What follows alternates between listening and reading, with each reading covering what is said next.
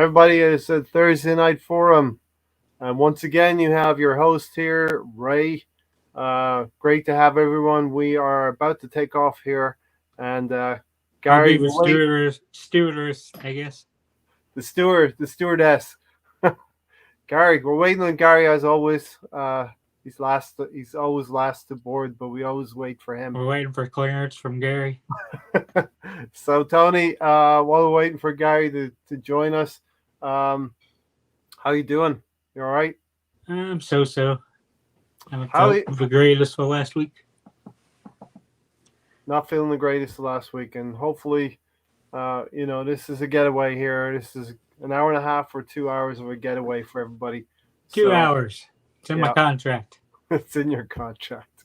Arsenal fan circle flight cleared for takeoff in 40 minutes. That was 40 minutes ago, maybe 45 or 46 minutes ago.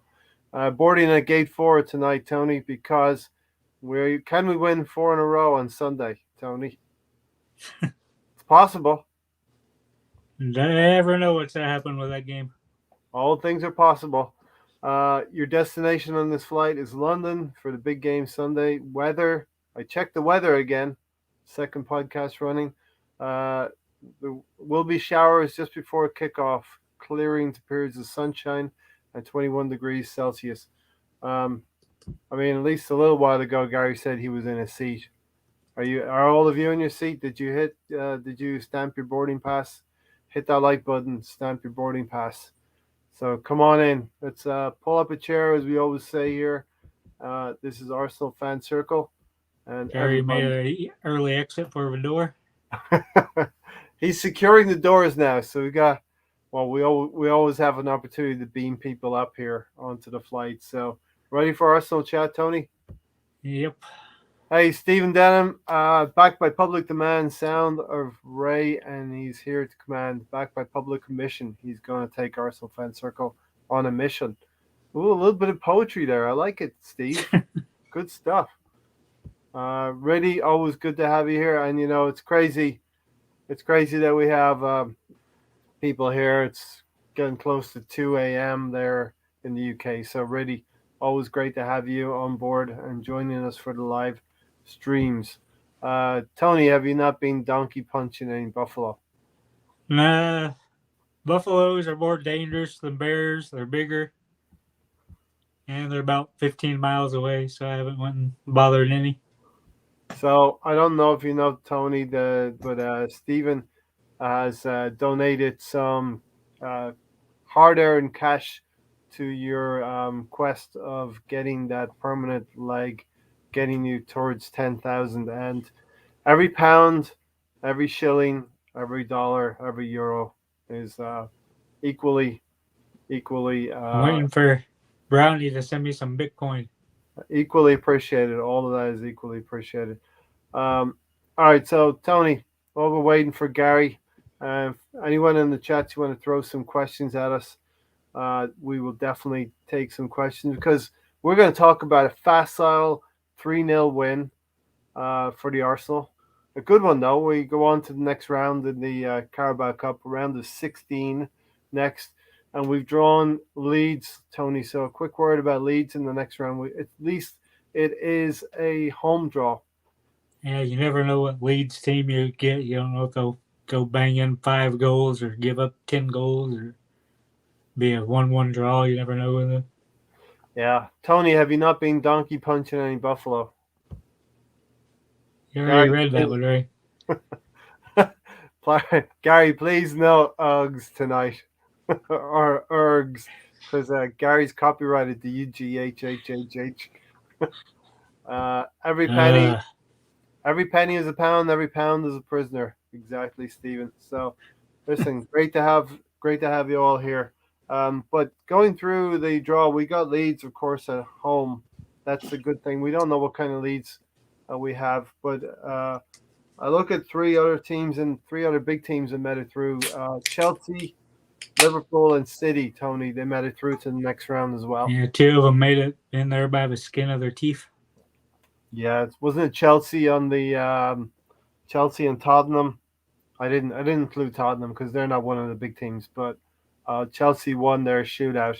a penalty shootout. And also, funnily enough, Tottenham got through on a shootout, something they don't usually do, But yeah, if we can beat Leeds, and that's not going to be easy. They're we don't know what Leeds are going to give us.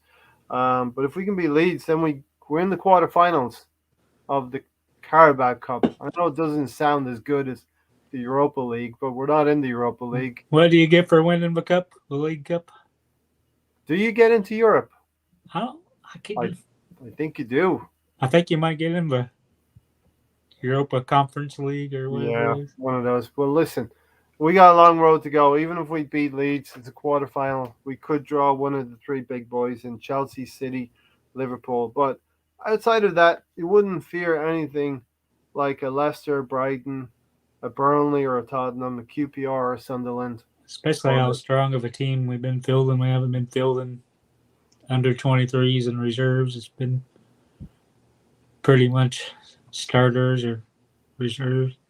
And it's really said here we should be beating Leeds at home, and it's got good memories for Mikel Arteta. Really, the first cup game that Mikel Arteta had as a manager or as a coach back then was against Leeds. We beat them 1-0 in the end with a Reece Nelson goal. Didn't play well in the first half, but came out straight away in the second half and got a goal. I was likened that goal to a City goal, a Manchester City goal. It was a square ball, and Reece Nelson put it away on the doorstep. So, first question, Tony, is Arsenal possibly going to go on a run now? We're in maybe is it premature me talking about 2 1-0 wins at Norwich, home to Norwich and away to Burnley, and then obviously 3-0 I had this win. question in my head and asked it to Tanner the other week. Nobody ever answered me, but I was wondering if we could go on a 24-game run under Arteta like we did Emery. Yeah, listen, baby steps. I don't think we're ever going to go on a 24-game run, because that means in 24 games, Tony, we're going to come across a Liverpool, we're going to come across a Manchester United, we're going to come across a Chelsea, and a City. I think about 10's the most we could hope for, if even that. But yeah. Listen, Gary, thanks for joining us. You're Yes. late as usual again, Gary. I just figured you were going to be late, so I was waiting for. I wasn't in a rush. Gary just got stuck in the airplane bathroom. No, the boss calls, you answer. Which boss? There's only one. The wife. Yeah. You Do you know another one? Well, the one work boss. Yeah, well, there's the boss. Captured you. There's the boss who pays the bills, and then there's the other boss who pays the bills, right? There's only one boss. You're right, Gary. You're right. Do you call her Boss Hog? There's only. Night time, Gary. Tony, you're not going to get married, are you? You don't call the boss hog. That's just no. It's just no. No. Yeah. So, yeah, Tony. No. I've been told I can't even use my phrase anymore. These guys don't like my phrase. Well, it's got an R in there. An R is the best letter in the alphabet. Uh-oh. Is it? Yeah. There's a request, Gary. He said no, he doesn't want it. So, Gary, we were just briefly talking about the Carabao Cup. We're true to the last 16 rounds. What is this all about? What am I doing? Tony, is just me, or is Gary turning into a right diva? Oh, because I showed up late? Yeah. He's got his own podcast now. You know what? Nights. You answer the call when the boss calls, all right? That part I do right. know. He's got his own show. I'm not going to get that wrong. He's too good for us now. He'll just take off when he wants to. Gary, you're absolutely right. I condone and I endorse what you've done. Thank you. Taking a phone call from the boss and family is number one, of course. Yeah. Then closely followed by Arsenal. You know yes. that, right? Yes. Sure. Okay, so Gary, we're through to the round of 16, possibly playing Leeds at home. I'm looking at the ties. There's three big boys I would call: City, Chelsea, and Liverpool left in the draw with us. We could, if we take care of Leeds, we could get to the quarterfinals and maybe, I don't know, avoid some of those teams.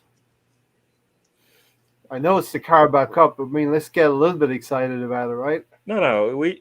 I always tell you we should be trying to win everything, right? Every time we step out there, we should try to win. And it's not like we have European football to play, so we can't make any excuses like we're going to be spreading ourselves thin, right? Hmm. So, we win everything. That's the job right now, to try to win everything. Every time you step on the pitch, let's get a win.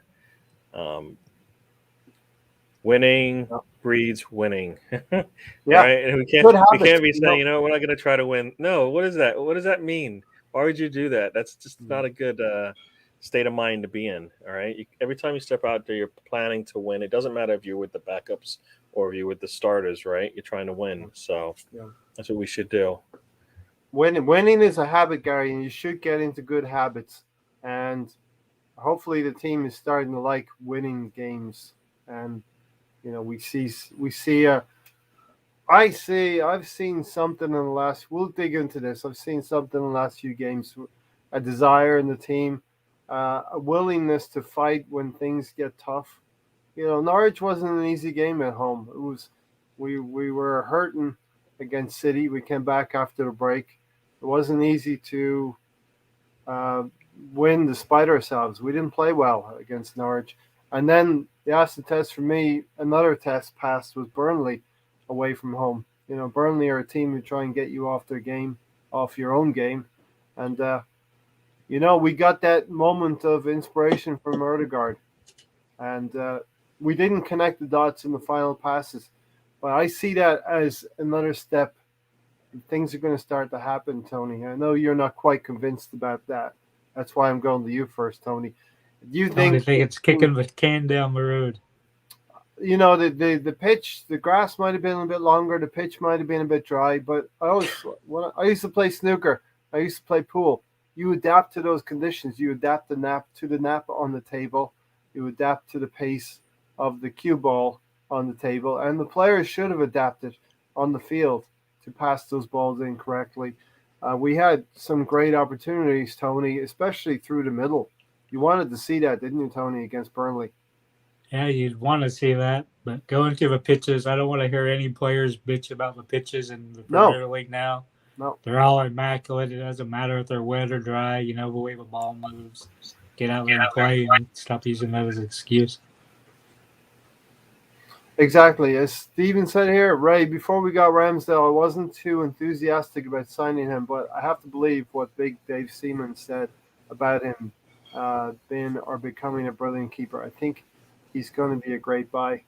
And I was right there with you, Steven. At the time, you're looking at a goalkeeper who, you look at the bare facts being relegated twice, but obviously you need a back five, Gary. And the goalkeeper cannot keep one team up by himself. So he's shown some qualities to us, Aaron Ramsdale, Gary. Yeah, I mean, it's one of those things where since Arteta's been here, the one thing that he's done well is made sure the defense has been sound, no matter who's playing back there, right?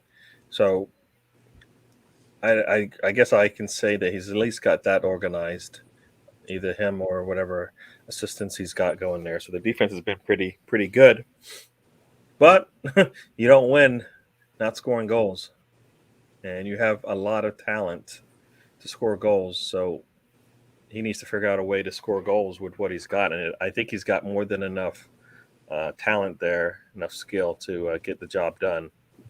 So he's gonna have to be evaluated on how they do, because he's got some young talent there that if he doesn't improve them, why would they want to stay, right? Mm-hmm. I mean, that's gonna be the next issue, right? So, and they've spent a lot of money on defense. A lot of money on defense. Guess what? And A strength and lot of depth as money has well. been spent on defense Yeah. since Arteta's got here. I mean, if you take out, you take out, yeah.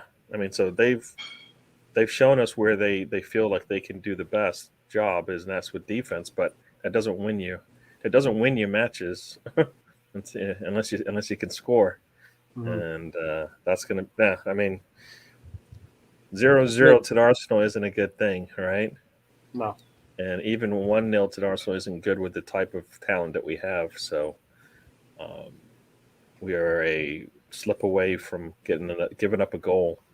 So yeah, I think Yeah, our VAR decision that goes against us, like against Burnley, the right decision in the end, but I had no confidence that the officials, would make the right decision. yeah, and And and the inconsistencies there, right? Because I mean that's the only reason why Sam Dyche was complaining.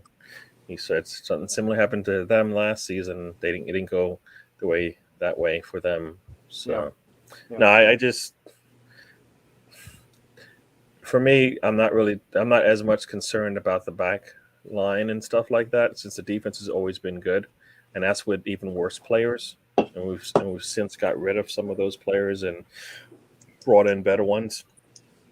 But we have to fix we have to fix that issue going forward. That can't be an issue. And as Tony said, there's no excuses. I mean, by the time that White made that pass, it wasn't as if he hadn't been on the pitch for whatever number of minutes and kicking the ball around. So yeah, Yeah, he I don't was. know even I don't even to me I don't even know, was that Arteta that made the excuse that the pitch was slow and that's why there I was don't the know if issue? it was I don't know if it was an excuse. I've stopped listening to Arteta's press conferences because he's got a silver tongue, and he knows how to answer these questions without answering these That questions. was one of the players that was complaining about it. Yeah, and listen, that's not an excuse, as Gary Yeah, said.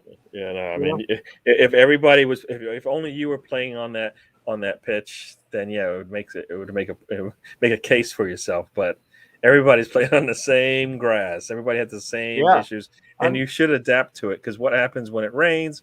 What happens when it's really sunny? What happens when it snows? All right. yeah, I mean, the pitch changes on you. You just have to adapt to it, and it's not like they haven't played on a slow pitch before. All right.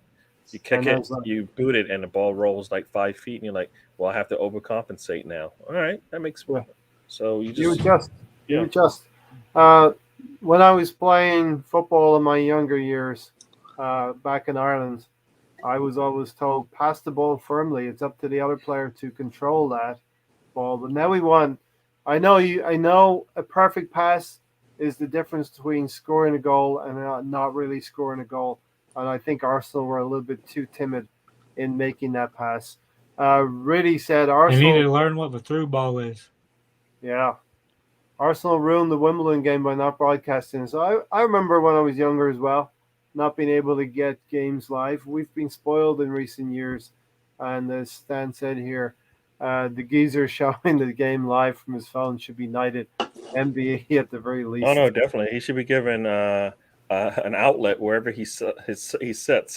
All right, And I I mean, know it's not easy to get a signal there. I've been to the stadium a couple of times. It is not easy to get a signal at yeah. all there. Now that was great to actually get to see some. I know we were complaining because we couldn't see the far end of the pitch where we were on offense, so you really didn't know what was happening. But the fact that you got to see something was a positive. You got a I live still, view. as who is it? I listened to Elliot from Arsenal Event, Vision Arsenal Vision. podcast, and Yeah. the one thing he said, which is actually kind of true, is like I know a lot of people don't like capitalism, but are you seriously? Are they serious that they didn't want to make any money off of that game by having people at least buy the stream, or they can sell Yeah. it to another company to broadcast it? I mean, are you serious? Like, Yeah. really? Is that where I you're at? saw I Usually, you saw only see it on the somewhere. Spanish stations if I they. saw somewhere where Arsenal actually don't have I mean, the rights are probably already divided up before the season starts, but they don't have the actual rights to. They don't have control over it. You know what I mean? I don't know if that's true or not, Gary. Steven said he's still worried about the lack of goals in the league. The players we have scoring should not be a problem, and we don't have a player in double digits right now. So yeah, we're waiting for one of our players to hit the mark of two. Oh, you This said season. double digits. I'm like, Well, yeah. when you said double digits, I was Well, like, if this is you are one so digit, far away from yeah. that. Curry's like, let's, that's 2 fucking months from I now. let's know. start with two of these digits. You know That's what I like the mean? whole season. I mean, that's the whole season based on what we did last season. I Yeah. mean, it wasn't until like the last month we got guys hitting the 10 goal mark. So, No, you're right. Double digits will probably be next year when somebody does.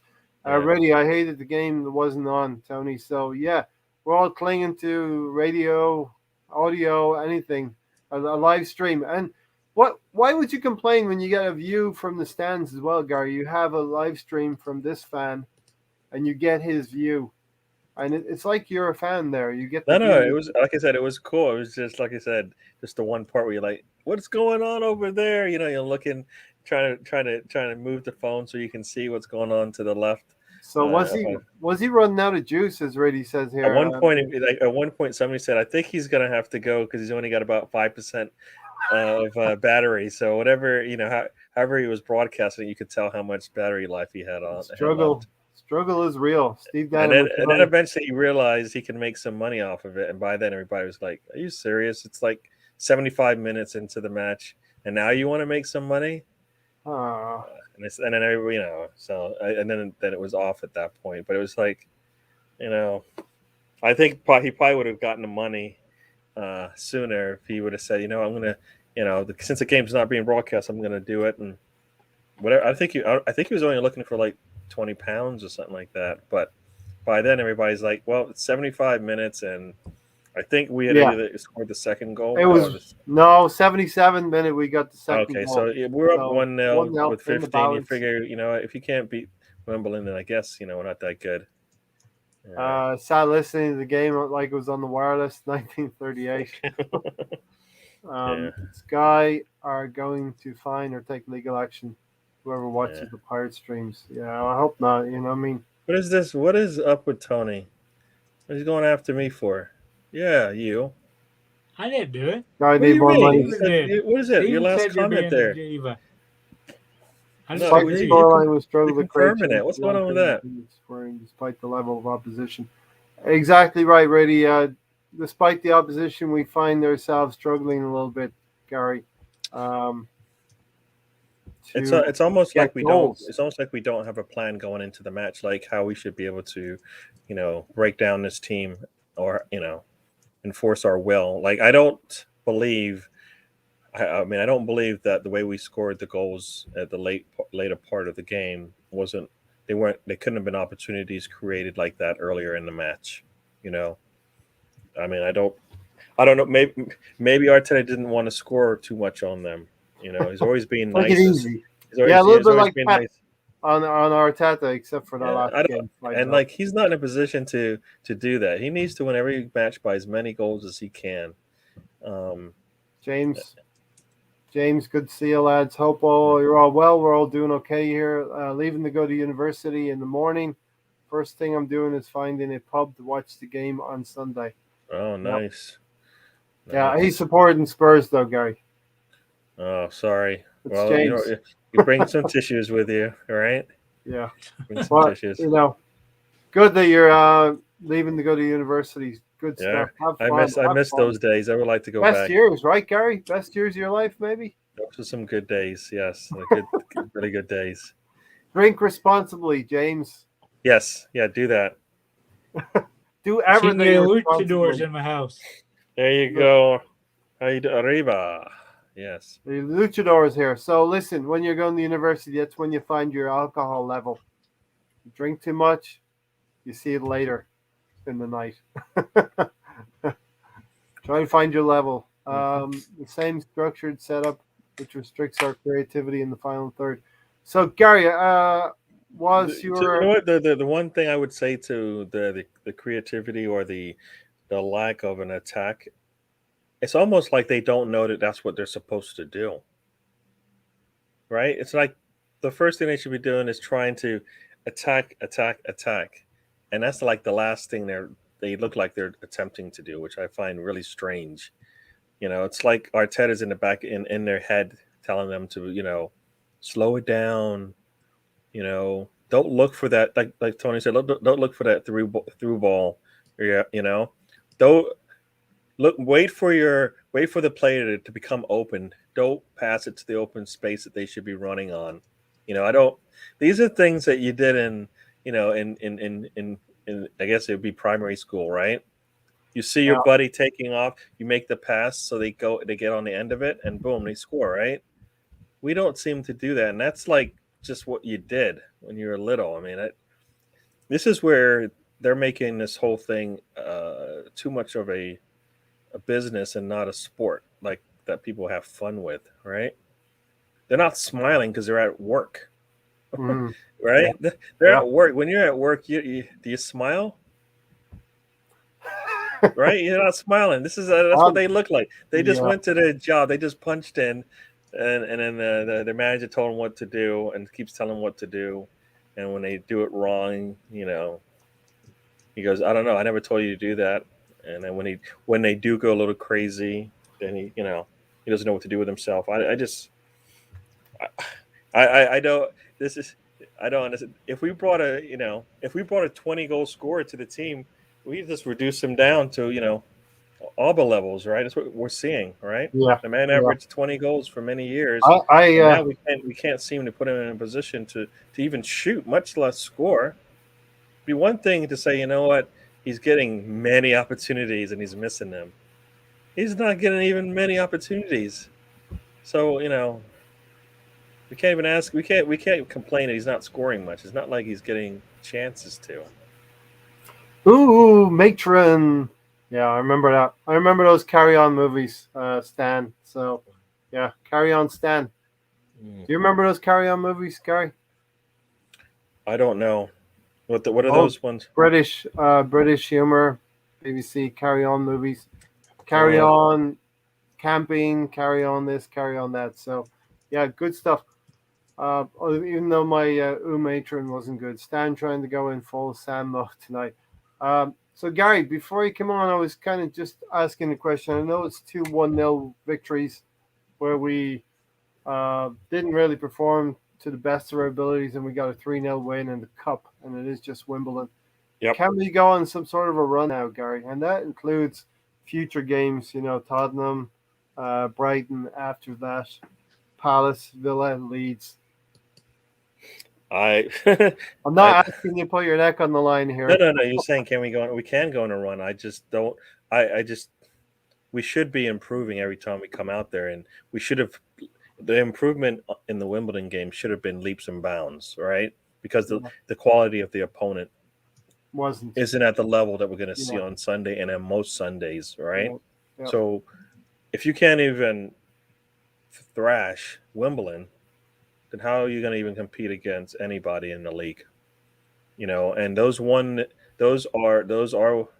1-0 wins, but we can't be.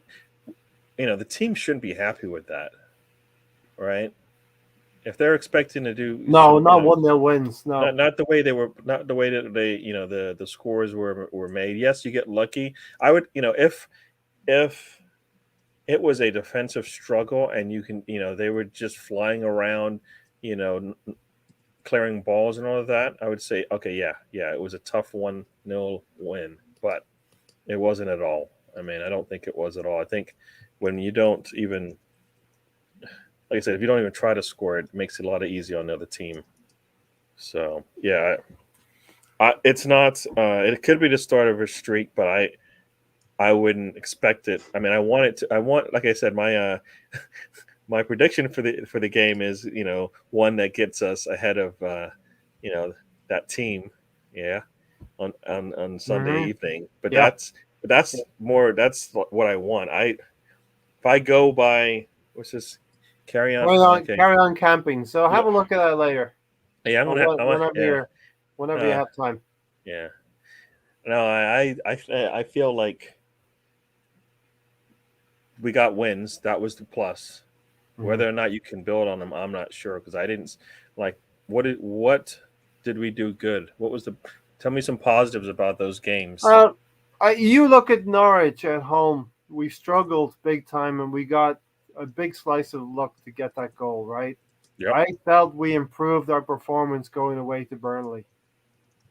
It was a much more complete game. Would you agree on that? No. You wouldn't say we played. We Said it was a played. complete game. I say no because if it's a complete game, then I we would all feel comfortable going into this into this North London Well, derby, which we don't. it was a complete game in I terms listened to of Gary's they comment had the during that determination, game. Gary, the determination to stick it out, be defensively sound. Yeah, it was not a perfect game. We didn't play good, Ray. Move on. Yeah, I no, and Tony, I was did an not say it was improvement. a complete game. It was I an said there's a improvement lot on to Norwich. work on. We got the win. Yes, there's a lot to work on, right? Yeah, it was an improvement on Norwich. Is kind of where I was going with this, right? It was, yeah, there was some improvement from Norwich. Yeah, we And played now a we tougher need. team, and we met them. We had to play their style a little bit, but we needed it like anything else. At some point, we need to be able to impose our style into the game because that's where we're going to benefit, right? When they hit us and we kind of hit them back, kind of thing, and you see a lot of the drawing going back and forth between the players because, like, you're not going to do this to us, right? I thought You we saw did that that a a little lot in the bit, game, Gary. huh? We did that a little bit. No, We no, I'm just saying didn't. that was the good part, but that's Yeah. stooping to their level, Right. right? Yeah. When do we do our when do we use our skills and our things that we do well and our advantages and take advantage of the match? That's Yeah. right. We've got, I would say, better attacking players than they do as a whole. When do we get to use? Why don't we use? When do we get to benefit? Get the benefit of them. Take the advantage of Yeah. Right. them. Get the Aside advantages in the match. aside from that final pass on 2 or 3 occasions and some poor finishing, we could have taken it back. And I would say it happened a lot. Yeah. And it's not necessarily that it was the last pass. It was sometimes the pass to get to the point where you can make that, Yeah. that attacking pass into the final third. It's Yeah. like we missed so many, so many missed opportunities, and some of them happened. Some of those opportunities were missed before we even had a chance to put the ball into the box, right? So, yeah, Yeah. Um. Yeah. Anything else? Nah. We're here for another hour and a half. We got plenty of time to pour our guts out. Tony, will you take a 0-0 draw on Sunday, or will you No. be very, very grumpy about that and not happy? Of course, I'm not being grumpy. We don't have any other competitions that mean That's shit. his All we middle got to do name. is focus on the Premier League. Yeah. We dropped points our first game, so no. We should Yeah, have at and least 1 point for first game. Tony, you have to keep low-calorie beers. You have to stick to your strict diet, Tony. And thanks. I think I said it already, Stephen, but thanks for the donation to Tony. You left a couple of nice comments there. I don't know if Tony had a chance to check them out yet. So there's a couple of comments on your GoFundMe page, Tony, from Stephen. So, okay. Gary, Wimbledon, 3-0 win, some bright spots. Eddie Nketiah feeding a great ball to Martinelli, and Martinelli showing something. He wasn't able to get on the score sheet, but he did show some pace to get past the defender, and the defender had to take him down for a penalty. Yeah, I mean, I think those are some of the highlights, right? And I mean, as a whole, we need to see a lot more of that. But those were some good. I think he did more than one thing in that. I think there was multiple times where he was attacking the goal, putting crosses in and whatnot. So I think he actually had a decent game. You're not going to see it on the stat sheet, right? There's not going to be any assists or anything like that. But the pressure that he put on the back line inside the box, I think, was really good. And that's the kind of thing you want to get out of him in this type of game.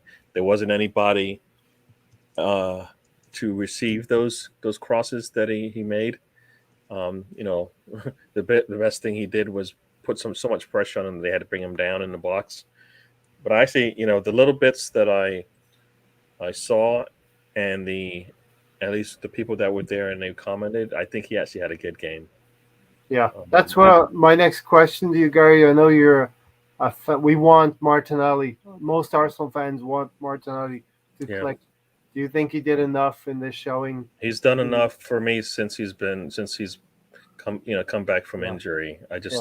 We're not for some reason we feel like we don't have a spot for him, and I think that's disappointing because I think if that's the case, then he should be out on loan getting the time that he needs. I mean, I don't know what you have to do. I mean, he plays for the Olympic team for Brazil. I don't know what are you looking for? Is there does he need some more qualifications to get some time on the field? I don't get it. Right? Yeah. So there's other. I mean, I don't know if there's anybody taking his spot, his time, but he needs to be embedded in there at some point. Yeah, You know what I mean? You're either looking at the left attacking winger spot, or you're looking at the striker. He was on the right though when he got the Yeah, penalty though, yeah. right? So he can play anywhere you want in those I front three spots, right? personally, I don't think he's comfortable on the right. That's just my personal take. He on it. got the penalty on the right. So he must, and everything he did was from the right, and all the highlights that I saw, he was on. Unless I don't know my left from my right, and they just switched it on me.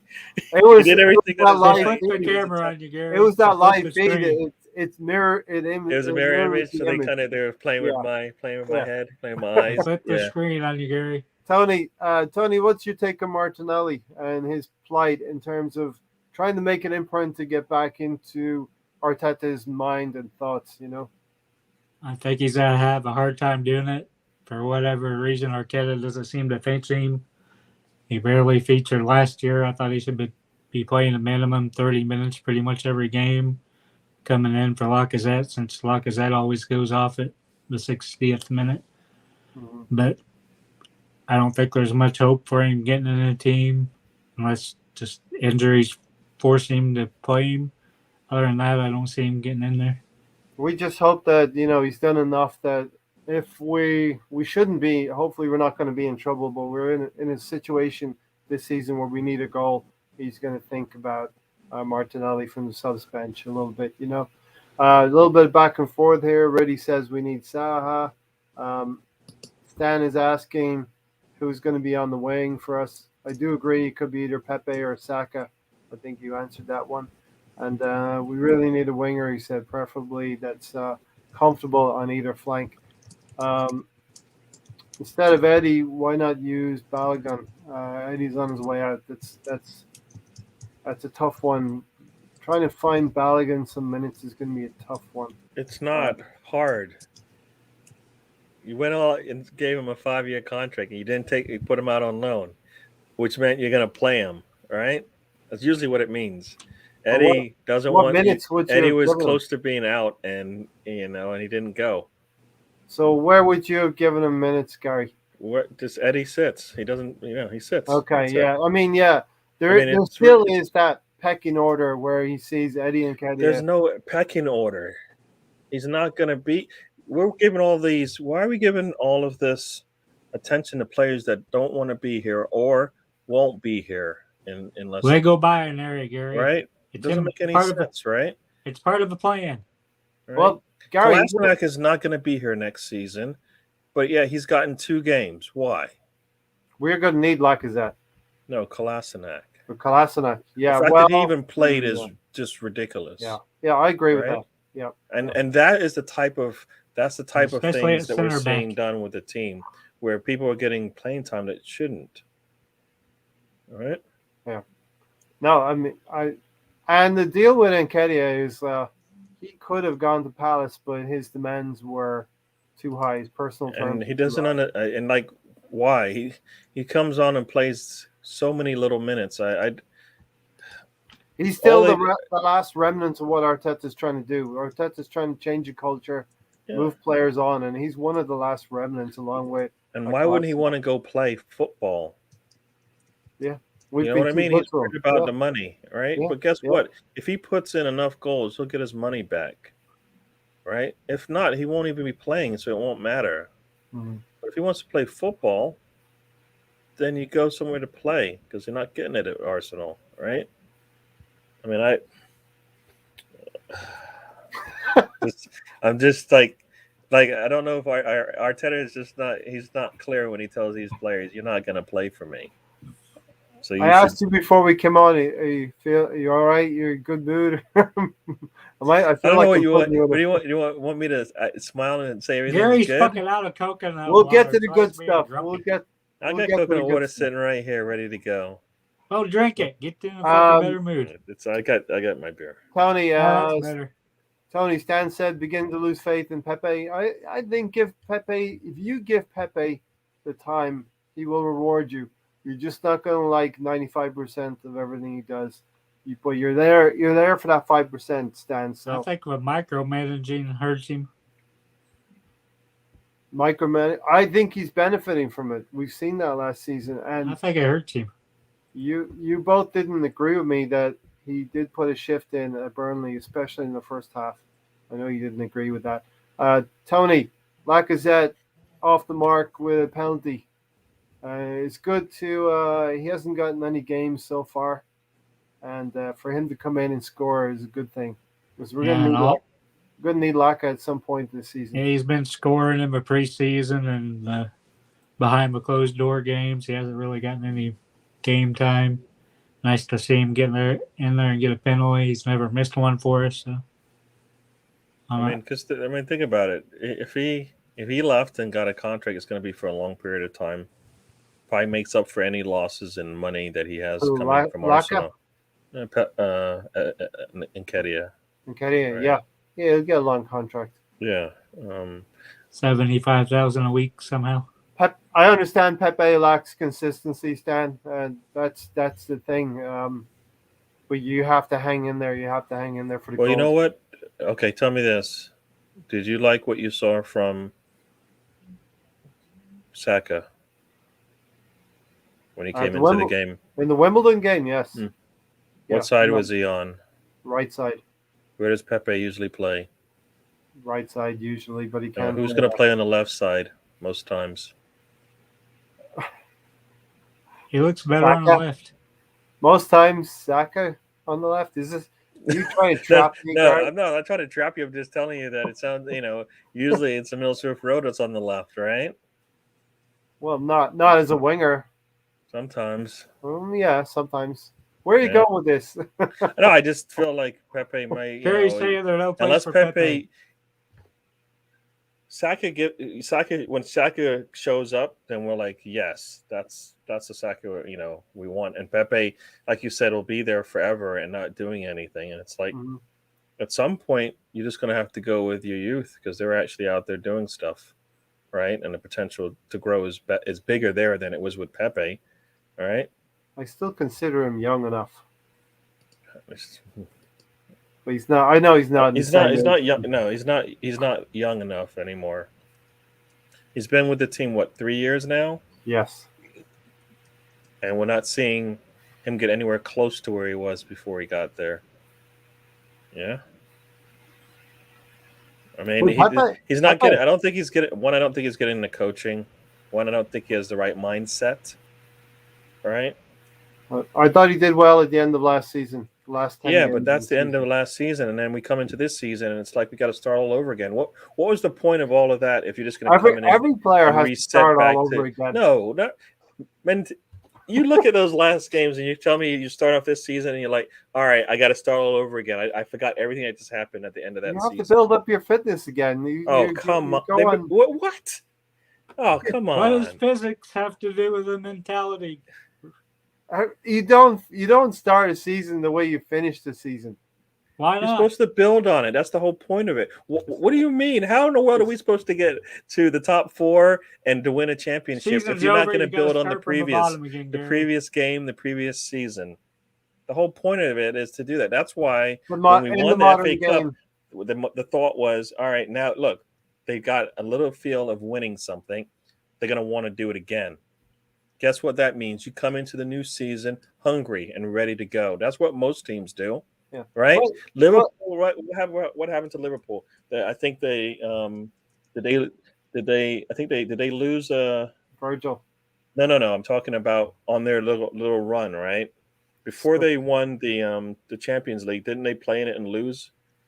And the next year they came back and then they won it. And the next year they came in and they won. Yeah, but they didn't start the season. They didn't start that season the way they finished the previous season.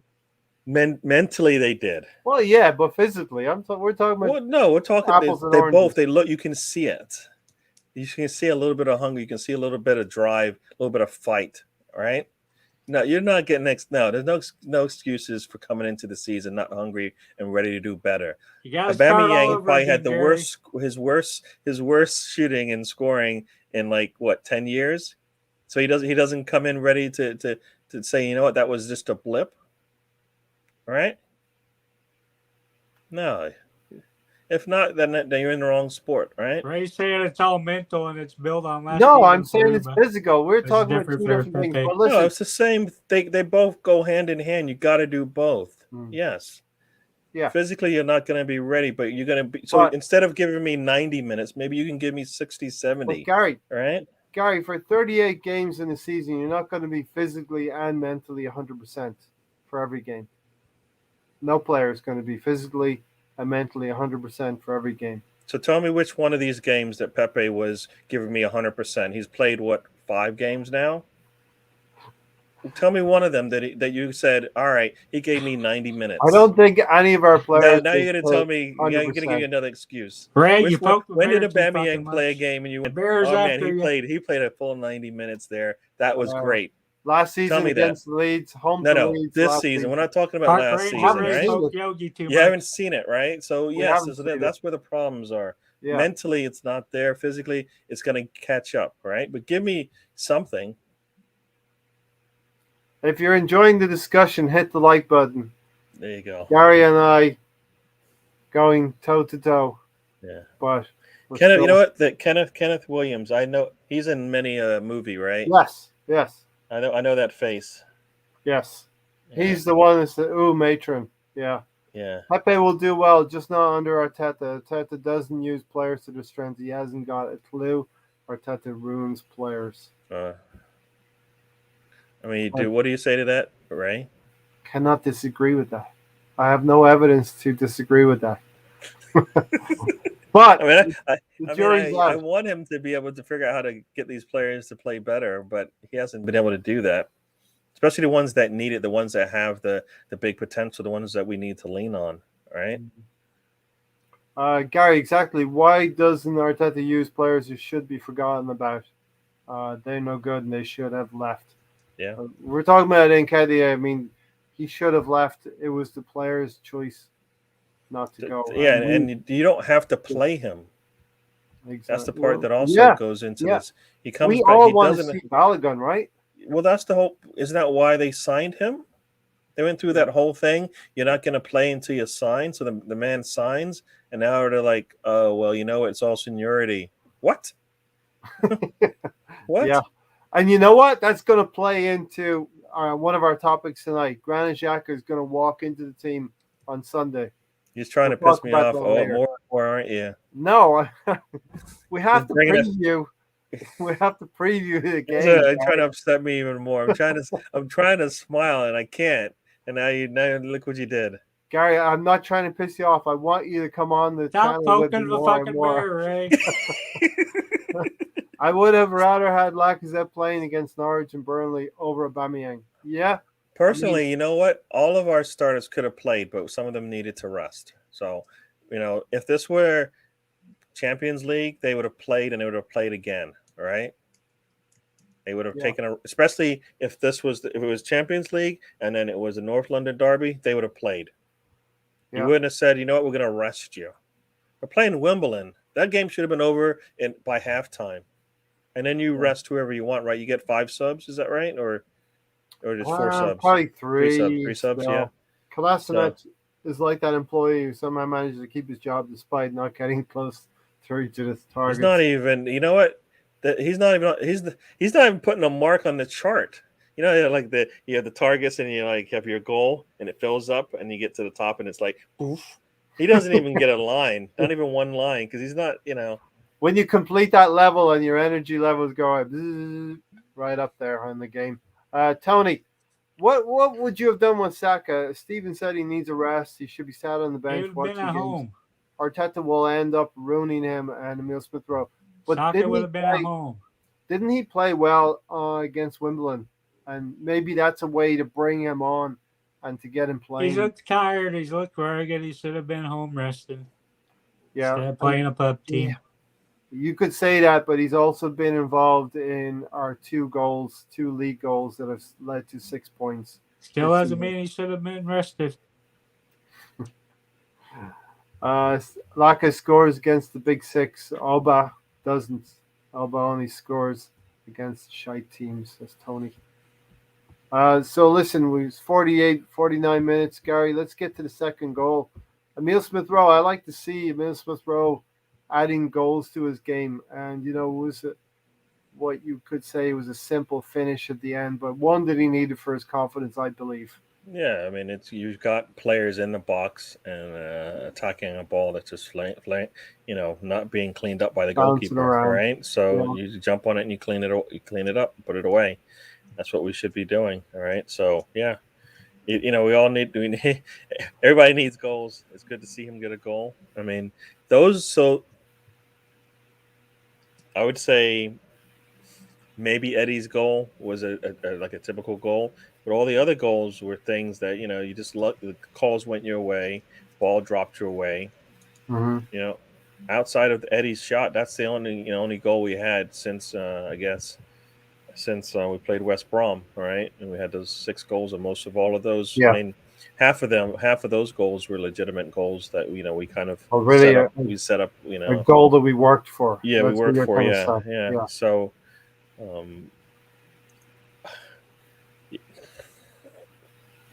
yeah, we need to be able to create our own. We need to create our own chances, and I mean, Yeah. not Can get if we hit lucky, the through ball. huh?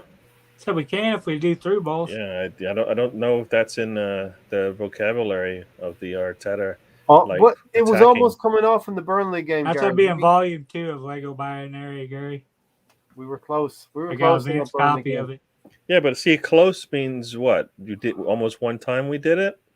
No, 3 or 4 times we were nearly. It's just the In the final ball. whole game, we had about 3 or 4 attempts, maybe, where we might have gotten for 90 minutes. We only had like 3. No, we had the one where Saka took a heavy touch right at the edge of the box. Could have been clean through. Emile Smith-Rowe had a shot right at the end of the game as well.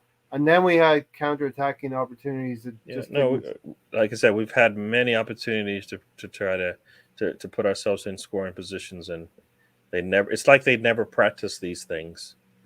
Because if you the passes are always behind, like they're passing it to where they were. It's like, what have you not these are things once again, these are things you do. See what you're trying to do? You're like, this is a discourse in a pub. It was like we're in a pub, we're hanging out, and we're two or 3 mates here, and we're winding each other up a little bit, and we're having fun and banter, right? Yeah. No, words about ready to come out. I look at the passes, and I'm like there's that one. I think it was. I don't know if it was. I guess it was in the Burnley match where. Is it Pepe? Pepe makes the pass, and it's behind Xhaka. Yes. Right, and that's what I'm talking about. Saka, right and left. Yeah, and then Xhaka, then he makes it he then tries to make another pass, and it's way off, and then the attack's gone, and it's like, do they not we watch them practice? I don't think they ever do anything like that, right? Yeah. Third goal, Gary. Cedric played quite well from the highlights I saw. He linked up. He was able to get some. There was a lot of praise for him. He was involved. Match. Was he involved in the second goal that led to? I think he was involved in a lot. Yeah, a lot of the attack. Yeah. So a lot was coming down that right side, and then I think he feeds Nketiah for that back flick, for that flick goal. So comprehensive 3. Well, could we say comprehensive 3-0? It is in the scoreline comprehensive, but again we're leaving it late to score goals. Yeah, I mean that's embellish. Is that them wearing down? Yeah, probably. And are we not skilled enough to be able to get those similar style goals early in the match, like the first 10 minutes? I mean, in the season we kind of started out really strong in the first 10 minutes. It's hard to tell how we played in this one. Did we actually come out ready to play in the first 10 minutes, right? I mean, we went with a semi-strong team, right? Based on who we played. I mean, you're playing Partey, you're expecting some good things to come out of that. And until he left, nothing happened, right? I mean, talking about Partey, Talking about Partey, 3-0 win against Wimbledon. We move forward. We play Leeds here. You see here, October 26th. So that's going to file into our upcoming games, the first 10, 11, 12 games that we're all, a lot of us are judging Arteta under, myself included. So, Gary, next segment. Is Partey primed for the North London Derby now? Would you think he's gotten minutes in the last 3 games, Norwich, Burnley, and Wimbledon? He's gotten more and more to work with. And I'm actually thinking now his fourth start on Sunday. And he apparently asked Arteta to play against Wimbledon to just get his fitness fine-tuned, I would say. Yeah, that was promising that he actually wanted to play as opposed to getting pushed onto the field. You know, that's what you got. That's what we've gone from, right? Get back out there as opposed to, I need to get out there, coach. Yeah. Let me get out there, and I need to do what I need to do to get myself ready. Which is, that's the kind of mindset you want to have from your players, right? They know they're not where they want to be, and they need to work on it, and they can't work on it, I guess, in practice. I don't know why not, but I need to get in the game situation, and so they obliged. I don't know if we'll see if it helped. Was it because of some of the players on the pitch just weren't going to help him? But I mean, he had a strong team out there, right, with him Against Wimbledon? Yeah. Yeah, I mean, Burn Leno, Tavares, who's performed again really, really well. No, but I mean, Partey going forward, he had more than enough talent to get something out of them, right? You've got Martinelli on one side, you've got Lacazette, you've got Nketiah. If you can't, you're telling me those four combined can't do a job against Wimbledon, then we got a problem. Because right, 2 of them are starters, and Martinelli should be a player that comes off the bench, and we keep saying Nketiah gets ahead of Balogun because of seniority, but also I assume because of what he can bring. So we had a strong 4 up there, but we got nothing out of it. Yeah. Got the penalty, yes, but there needed to be more, right? And in some ways, we were lucky that the draw gave us Wimbledon, Tony. We were able to have a decent run out for the second string team, players that needed the run out, players that needed some minutes in their legs. So definitely good to get a 3-0 win against Wimbledon using those players, plus Partey. Yeah, Mari, Cedric, Lacazette, all those players needed some game time. Because you never know who's going to get hurt. You never know when you're going to need them. Are some of them doing what you would expect them to be doing to push for a competition for places? Cedric having a good game. Lacazette performing reasonably well. Yeah, it's going to be tough on the right back. You never know who he's going to throw back there. And to me, Lacazette fits this team better. He's going to be starting. Like I said, he's been scoring in the preseason and behind the closed door games. Gets match time, gets penalty. So I think he should be starting. I think we're going to see him, just a little prediction. I think we're going to see Lacazette somewhere in the game on Sunday, Gary. So let's get into the North London Derby now. Partey, I think he's ready to go. I think he's ready to give us a big game on Sunday. Now we have to decide. Here we go. The partner for Partey on Sunday. One, Granit Xhaka will appear at London Colney. You look at my lineup, and I don't even know what you're talking about. Xhaka, no, he's not even in there where I have an or like it's Partey, Maitland-Niles, or Sambi. That's kind of how I have it right now. So yeah, I don't know what you're talking about. It makes absolutely no sense for him to come back into this match after not playing at all. He is not world class. He's not a world class midfielder or defensive midfielder, whatever we want to use him as. He isn't. So there's no reason for him to play in this game.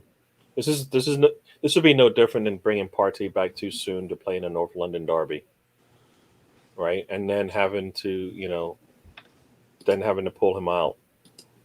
if he can't play 90, then he shouldn't be even thought of to come on to start this match. It should be an easy one. Once again, it Well, should be an easy one.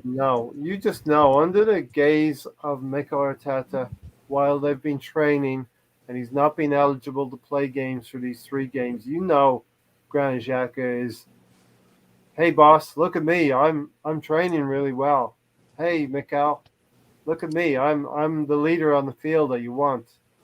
I'm playing devil's advocate, yes, but we know this is happening, right, Gary? Yeah. Well, the thing is, he doesn't. I don't. To me, I don't think he plays. He makes Partey play better. I think Partey has to get dragged down to his level, and I don't. I think Partey covers for a lot of his deficiencies. So, which means you're putting a lot of stress on a player when you could bring in another player. I feel like Sambi, maybe even Maitland-Niles, and not have to put all those responsibilities on his back. Let him do some of the things that he needs to do to make the team better. Not bring somebody up and help them up. It's like, no, you got. They have players that can play those positions now, I think, and we've seen it. They need to get that time as well, and they've been playing, right? Between Maitland-Niles and Sambi, they've been playing. So why would you want to stop that, especially for this match, which is really important? It's important, Tony, I think, for Arteta. Tony, as Gary said, if we want to put some kind of competition for places in place, and Sambi's done really, really well in all of his games. I don't think he's disappointed. A young kid coming from the Belgian league, 21 years old, the captain of his club, showed responsibility, and he's been shown confidence by Arteta. And then you have Ainsley Maitland-Niles, who I think has really, really performed well. He's trying to take his chance to say, I can play in midfield. If it's not going to be for Arsenal, to have other teams look at him. And now we're not going to reward those 2 players who have really done quite well in their opportunities. But Mikel Arteta is going to go and turn back to Granit Xhaka. What is that all about, Tony? He's my teacher's pet. To me, Niles is one of our most athletic players, probably one of the best defenders overall. He can go out and give a shift better than Xhaka. He's not going to get you red cards or yellow cards or make a stupid error that leads to a goal. He's made 8 errors leading directly to a goal. It's league record. Then you got Lakanga, Sambi out there. Sambi just going out, playing lights out every match, giving a 7 or 8. Why would you drop him with a player that went 2 studded, comes up with a bullshit excuse? I've seen worse tackles. No, you left the air with both your feet. It's dangerous. It's a fucking red card. Shut up. Take it like a man. Yeah. And get to training or whatever you do. Tony, as Reddy says here, what if Xhaka comes on after 60 minutes with the game in the balance? I mean, that's something I could probably get on board with. If he's on the subs bench, the game's not going away. I don't want him in the game. I'll get to you, Gary. I don't want him in the game no matter what, but if it's a come on, then Gary, I'm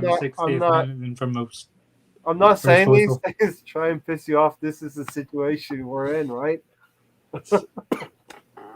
So upsetting. So upsetting. I can't even enjoy Arsenal because Arteta just finds a way to. Ray just keeps poking him. Leave Yogi alone, Ray. Not doing it intentionally. No, I bring in. He shouldn't play in this game at all. Is what we have enough players to cover. Where's his punishment positions, right? We have enough players to cover. What's he going to come in and do? Slow the tempo down. So we're up 4-0, and that's what he's going to do. Slow it down so we get out of there with no injuries. Pretty much. But we're not going to be up 4-0. We're not. I told you last weekend, Gary, and I still believe this.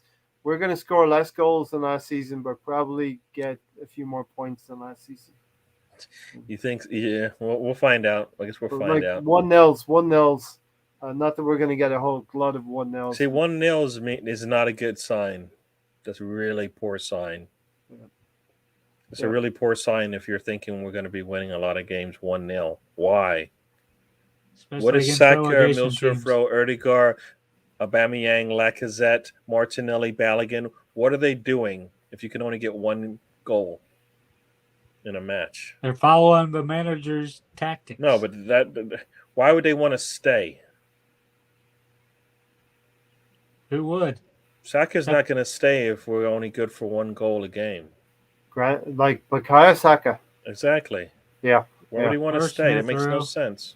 Or I think Martinelli. we're gonna have a few 1-0 scorelines. Yeah, we're gonna score some goals. No, but those, if we're playing some really tough teams, I get it. But that should not against even be anywhere relegation close teams, to we'll a still be goal. winning. Yeah, you're right, Tony. Like a Norwich or a Burnley, who probably are going to be two candidates for relegation, and we've only beaten them one. Hearing us sing 1-0 is like ready to vomit. Just no, fans, don't do that. I mean, we're playing going to find out in the next number of games too, right? Because we're playing tough teams, right? Teams that we're supposed to be able to compete with. So far, we can't. We can barely compete with the sad teams. What is it? Gary said it. Graham. George used to be 1-0 to the Arsenal quite a lot in the 90s. We aren't that team. That team. That's what they did. That's actually. Is that what Arsenal is now today? No, they're not a 1-0 to was the that Arsenal team winning 1-0 versus the shit teams, Ray? That was a team, especially in 1991, that they went almost the whole season unbeaten, or beaten once by Chelsea. Yeah, but they great team. They played really good defense. We don't play really good defense. All right. Did they? I can't say I know much about the offensive power that they had on that team, the attacking prowess. They had enough going forward. They had Alan Smith, they had Paul Merson, and they had Andrews Limpar. They had enough going forward. Yep. That was before. So is 1-0 like below Gary them? joined the team. Is 1-0 below them? Is that basically? That's what I'm wondering. Like, are they only good for one goal a game? They scored a lot of 1-0s. That's not what I asked. They beat the shit teams more than 1-0. You're telling me what I already know. Are they not better than a one goal a game set? Back in the 90s. Yeah. Back in the 90s, Gary. Yeah. Yeah, they were better than that. They beat teams 3-0 as well. They beat Liverpool 3-0. But yeah, that's the kind of team we want to get towards, maybe. But we want to get towards Arsene Wenger at times as well. No, but I mean, we have. Well, what's the point of having this talent if you're not going to utilize it? Mm-hmm. Right? Aubameyang scores 20 goals a game. That's not a 1-0 to the Arsenal type of an approach, right? Agreed. You know, what's the point of we might as well put Saka at left back or something like that, or play 5 at the back or something ridiculous if that's what you want to do. Yep. And remember, Gary, in the preview for the Burnley game, I told you I just don't think we can score 2 goals against Burnley, and I was right. So we got the one, and we needed the one. I think Spurs may score against us on Sunday, so we're going to need 2. And I think we need to step it up, obviously. Nice shirt. I like the DWTT. I got this shirt. I got this shirt years ago. I've just seen it, the DWTT now. You're wearing blue. Someone else was giving you crap about blue, right? Yeah. Well, this is my college colors, college team colors. So, I'm not going to change that. Yeah. What happened in the Cotton Bowl, Gary? I don't know what you're talking about. Yeah. All I know, we've won more championships recently than you have. So, there you go. We're definitely going to preview the game in more depth Sunday morning, Sunday afternoon. So do come and join us for that. I'll try and ask Gary nicer questions and get him in a better mood. You know what? The only way I'm getting in a nicer mood is if we're up 3-0. Yeah. I'll tell you, we're going to win 3-0 on Sunday morning. Okay. Yeah. From the pre-game show, come here a little over an hour, probably an hour and 15 minutes before the lineups. And as Riddy knows, we will have lots of trouble bringing you the lineups because it hasn't been as fluid this season, giving you the lineups. Yeah. The second T stands for tweet or trip. Yeah, trip, right? Don't waste the trip is what DWTT means. Don't waste the tweet is just my handle in Twitter. You just know that Tony's trying to concoct some other DWTT. And after One, this, you I'm don't done. have to actually say that. You don't need to, he doesn't need any kind of any of your help in that Any kind of situation. egging on. Did I say? Help. Yeah. So just leave it. So leave him alone. He's gonna bring it up some point, but you don't have to help him. Certain things you just don't have to help. But you don't need to give you don't need to give Harry an opportunity to score by falling down or something like that, because he's probably gonna get it anyways, right? So you don't need any help. So Ray's now out you've there, got it in his head. pull him out He the probably door wasn't even outfit, thinking about it. waving Thanks, the red Ray. cape as much as he can. You see, Trying to get the ball to come charge in. you see, Reddy, as you become more and more in love with this channel, you will see that I'm the instigator, and Tony is the object of my instigation, and somehow Tony doesn't disappoint most of the time. most of the time he doesn't disappoint. So Tony, how do you see the game going on Sunday? We'll get more in depth on it. Six points for Arsenal so far. I'll put the banner up here. We're 9%. We're gonna bring this thing up again and again and again. What are we trying to get to again this time? 60. We're still keeping the target at 66 points, Gary. 2 wins. A win is 4.5% towards 66 points. That would represent improvement on our season. It would be darn close to top 4, dare I say it. And I don't think we're going to get top 4. I'm on record as 5th or 6th. But you should have a target. Coconut water? Coconut water time. You should have a target, and 66 points is the target. So, Tony, what do you think's going to happen? Gary needs to commit. He needs to get off the fence. It can't be healthy drink beer, healthy drink. What are you talking about? I can do both. Choose both. Choose one or other. Sure, get off the pot, Gary. No, I can do both if I want. I can have a Diet Coke and 5 shots of Captain Morgan's if I want. All right, so keep it up, Tony. Semi-retired Tony. One question Gary Reddy has: would you start Odegaard alongside Partey with Emile Smith Rowe? Let's go through our team, and we all can probably agree on the back 5, right? So back 5, Ramsdale, who's definitely helped us communication-wise, spirit-wise, just bringing a different kind of energy to the team. So we're thinking we're going to go with going back defensively. 4. Is that what we're saying? Yeah, let's do the back 5: Ramsdale, Kieran Tierney, Gabriel. Oh, the back 5. Okay. Tommy Asu. Yep. That should not change for the rest of the season, as I've said multiple times, and I'll keep saying it. Goes, right? That should not change unless there's injuries. That'd be the only reason it should ever change. Yeah, so that should not change. That should. Yeah. When we talk about somebody being on the top already on the sheet, those 5 should be on the sheet already. Done. Now you need to figure out the next 6 players who they are going to be. Yeah, and Tony, when we get through this lineup, we're going to go back to the man of the match for Wimbledon. Okay. Okay, Partey, and who would you pick in midfield, Gary? Sambi. So I've got right now, like I said, I've got over here Maitland-Niles or Sambi. I don't care which one. Okay, but you're the coach. You're the manager. Pick one. I would like Sambi, but he hasn't been playing him much. So I want Sambi, though. He did play a full game, pretty big game against Wimbledon, which, tells us he's not. I know. It's just like we don't see that as a stepping stone to the North London Derby, right? What is wrong? Why? You know what? That what's disappointing about that? No, don't do it anymore. You don't like the hammers. I don't like hammers that. It's come on, you irons. Yeah. Okay. So. No, I want Sambi to play. I have him here as my, behind Maitland-Niles, but I'll take any one of those, Maitland-Niles or Sambi for me right now. Probably going to be play better in a derby than Ainsley Maitland-Niles, who is neat and tidy, but he could probably get overrun in midfield if it was going to be Ainsley Maitland-Niles. Okay. Are you going 4-3-3, Gary? I actually don't have that when I wrote 4-2-3-1. Yeah. Let's stay with the basis of 4-2-3-1. Unless No. Tony wants. No, I understand. I understand. You'll But get your chance, Tony. that's what I have. Tony's going to go 4-3-3, right? You've got so Tony, you got Partey with, let me guess, Erdegaard and Emile Smith Rowe together. Nope, Wakanga. Okay, Sambi with Erdegaard. Yep.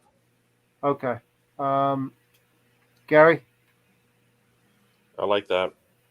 Okay, so now we've got what, 3 more players to fill. Yep. Who's your striker then, Gary?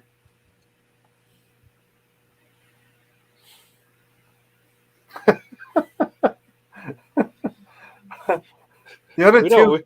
We know what. We don't really have one because I could go either way, and I wouldn't feel. Who's feel your any false better or nine? worse for it because I'm not getting anything. I'm not getting the best of both worlds, anyways. All right. I might get scoring from Aubameyang, but I'm going to definitely get some good hold-up play from Lacazette. But I'm not guaranteed to get shooting and scoring from Lacazette though. Would you can say Aubameyang and Lacazette, thinking that you're going to play a certain amount of minutes with both of them, right? Would you be happy with that, Gary? Yeah. No. Yeah. That's probably the way it's going to go down, right? Yeah, I mean, either we're holding on to a point or we're trying to, or we're holding on to a lead, and that's when Lacazette would come in, right? Yeah, and let's not forget the previous North London derby at home was the one that Aubameyang missed in traffic. So hopefully he sets off a little bit. Well, once again, this is another reason for him to come out just on fire, right? Yeah. Remember that fixture from he needs to last come season. out and he needs to play. He doesn't need to play 90 minutes as far as I'm concerned. He needs to come out and just go crazy. Right? And then if he has to get pulled after 70 minutes because he's worn, then that's kind of what I want. Yeah. Stan's right. Unfortunately, we're tuned in. We've got the Arteta brainwaves. We're tuned in, Gary. Yeah, Sorry. Yeah, young players can't play. They don't recover. Hey, it's ridiculous. Stan, you must retract that comment before Gary goes. The fact that we have to keep bringing his name up is just that pains me. It just pains me. I think it pains everybody. They just don't want to. They want to, say, "Well, I'm all positive for this thing." Yuck. Tony, where are you going for central striker? Go and Lacazette and Pepe on the left, Xhaka on the right. Okay, and we're down with that, Gary. Pepe and Saka. Picks itself, right? It should, yeah. It should. Okay. So you said Saka on the right? I am really. You've said this, and I've said this. You can switch wings, but they don't switch enough for me. But they don't switch them, but they could. You know, you know what? If they switched for me, I felt like that would at least that would make the defense have to think about some things because of the way that they play when they're on the different sides of the field. So for me, I would love it if they made it part of the plan that once in a while they would just switch around and be consistent about it, and they just didn't know when it was going to happen. Because then you can get some kind of crossing where they can get some runs and maybe get some space. What I liked, Gary, the Burnley game, I thought Emile Smith Rowe would end up on the left side and Erdegaard on the right pivot. They switched that around with Emile Smith Rowe on the right and Erdegaard on the left to allow a lot of the play to come infield and through the middle. I think they tried to funnel some of that play through balls. That's something I noticed. But yeah, let's leave it there. The North London derby is going to take care of itself, and we will be there Sunday. We'll not there at the game, but we'll be here to give you content. We'll give you the pre-game show. We'll give you the lineups announced. Gary will have to smile when he sees that I'm one. always smiling. I just That not, one I name just in I, midfield, I just Gary. I'm When just that not one, happy all the time. are you going to smile? Give us a fake No, I'm smile not smiling for that. When Granit Xhaka is No, named. I Give us don't a even fake. want to keep saying that name. Gary's hit him with a tranquilizer gun during warm up. Okay, so that's the Northern Derby. It's going. There's 3 more sleeps tonight, tomorrow night, and Saturday night, and we'll be there. And we will have a post game. We haven't talked about it yet, but I guess we're talking now. Right after final whistle, come and see us then. We'll be smile. I think we'll be smiling. Gary, what do you think? Do you think Arsenal will win? And just throw out a prediction now. I think No, my prediction has 2-1 always to been us. it's been consistent. It's been 3-1 Arsenal. One because of what that result means, right? The result means that we don't need to stare up them up at them anymore. So that should be on the player's mind. 3-1 for This is Gary. 2-1 for me. Anything else, Gary? yeah, they need to be looking up at us after this match. So Steven spilled juice all over himself laughing. What did you say, Tony? I'm not sure which comment that made him do that. Tony's the keyboard warrior. We love this Gary, right? Is this good that he's the keyboard warrior? I guess Gary, so. I think Gary makes Gary kind of squeamish sometimes. Yeah, I don't know what he's gonna put in there. Yeah. Tony, your prediction for Sunday. You don't have to have the same prediction when we talk again on Sunday. You can have 2-1. a different feeling. It's 2-1. okay to have a different feeling, have a different idea about things. 2-1. 2-1. That's me and you. 2-1. Reddy's still sticking to 1-1. Maybe you'll feel a little bit differently on Sunday, Reddy. We're going to get into the Premier League preview in a couple minutes. Tony, Wimbledon game. Give us your Tony Don Juan man of the match. Well, since we really couldn't watch a match, I know. Go off the highlights. Go off of the one spectator who was showing the live stream with 5% left on his phone. Might as well keep with who I keep going with. Yes. Yep. Sambi again. Sambi. Okay. Gary, any comments? With notable mentions, Suarez. It's hard. Like I said, it's hard for us. Really, we didn't see anything. Didn't see it. I mean, I don't. The fact that we did nothing until, like you said, the 77th minute or 75th minute is disappointing. I mean, like I said, I think Martinelli played well. Cedric played good. Partey looked good once again, but when you don't see a lot of results like scores and stuff, then you're like, what is that? What is he bringing to the table? Did he, hopefully he felt good about it and he's just working on some things. But I know when Xhaka came on, the game opened up a lot more, right? So. Reddy said, I absolutely hate the days of the week leading up to this fixture. I was having a little bit of a laugh on that day. I actually braided my hair in the Aubameyang style because they kind of remember that he had that. Yeah, you were late like him. Yeah, that was intentional. All the other times are not intentional. I don't know about that. Yeah, I could picture Stan being a proper boil into everything. Yeah, probably.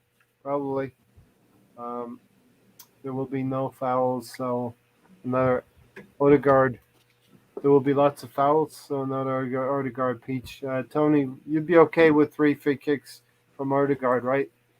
I am okay with him doing the free kicks, yeah. And then you could say we were lucky. We were lucky. Because he scored 3 free kicks. Tony, the groin strain, the juice came out of my nose. Joking. All right. Let's get into the upsets. I have an idea. I think I might go for Arsenal at the end of the day, but that might be where I think I'm going to go for Arsenal. My upset pick will be Arsenal beating Tottenham. And that's an upset because Arsenal are behind Tottenham right now. That's not gonna get you much points, Ray. It's going to give me 6 points, and we'll see. We'll see. But let's start from the top. Gary, Chelsea versus City. And this is the section where I forget Tony a lot. I'm going to try not to do that. Fucking 3 times last time. You gotta pay attention. Yeah, you. Look at you. Just looked away. Yeah, you. He's looking yeah. up to me. He's always looking up I to know. me. He looks up to us, Gary. I think He's a good kid. we know what City is, I'm and a good goalie. Chelsea's home. I think this one is going to go to Chelsea. Yeah, Chelsea versus City, Gary. I mean, the City defending champions are not going to want to lose this game. They're not going to want to, but I don't know if they can. They have enough answers to beat them. I don't know. Is De Bruyne, is he healthy enough to start? Because I know he has. Yeah, I don't know. He hasn't. Would that make a difference? De Bruyne plays. Yeah, I think it makes a difference. I know he was coming off the bench and stuff like that for them. I don't know if he played it when they played in. I think City are good enough to get a draw there. People are bigging up Chelsea. I think they're decent and a good team, but I don't think they're all conquering. And we'll see what happens as the season goes on. But what did you see from them that would lead you to believe that they have enough holes that they're not that dominating? I haven't seen anything yet. Much like with Arsenal, I haven't seen much good with Arsenal. But I believe Arsenal can get better, and I believe Chelsea will have an off day. And Chelsea didn't even have Conte starting a lot of these games. Yeah. So and they fielded a very strong Carabao Cup side. Hey Tybe, thanks for joining us. Hello, sir. Punch your boarding pass and slap a like. All right. Yeah, so I mean, I kind of feel like Chelsea will win this one. It's early morning on a Saturday over here for us. Yeah. It's a good game though. It's a good game to start off with. So should I skip Tony now or go to him? I'll go to You should Tony just now. skip him. He doesn't even know what we're talking about. Chelsea. See? What was it? BDS, Chelsea. The Big Dick Swingers Chelsea versus the Big Dick Swingers Man City. Everybody knows what BDS is now, Tony. You don't have to. He just likes saying it. I don't know. Does Manchester play next week in the Champions League or just Chelsea? I don't know. That doesn't matter right now for the Premier League. City needs to win more. Chelsea Lukaku is on a mission, says Stan. But it will end up being a draw. A draw. I actually think it'll be a draw as well. Lukaku is on a mission. Lukaku will probably want that golden boot this season. He looks a transformed entity thanks to Conte. And I think really he's just a player at the top of his powers right now. You can look at Lukaku's career, Gary. Started off at Chelsea, and he's gone through a lot of clubs. Took a few loans as well, so the value of a loan is very important. Yep. Went to United. They did reasonably well at United. Went to Italy and proved himself there, and now he's back. A much more expensive player than he left. Yep. No, he looks like he's driven, right? So, and he hasn't done anything so far to show us that he's not going to be a threat or a menace to defenses. So, yeah, I think. I know you guys gave it a draw. I think Chelsea will win this one. Okay, Tony, I'll start off with you. The next one is Manchester United at home to Aston Villa. Should be Manchester. Should be. I'll take Manchester.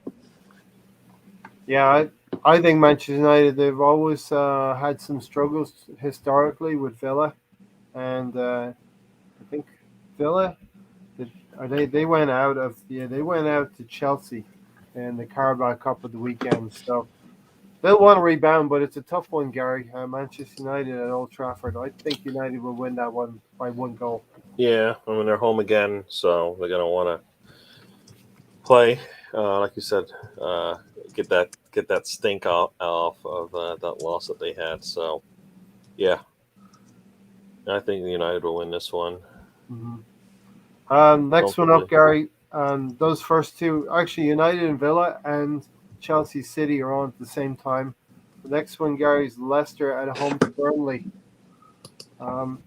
Look at the Leicester are at 12th place, so they've struggled. And Yeah, Burnley, we know about Burnley. We played them last weekend.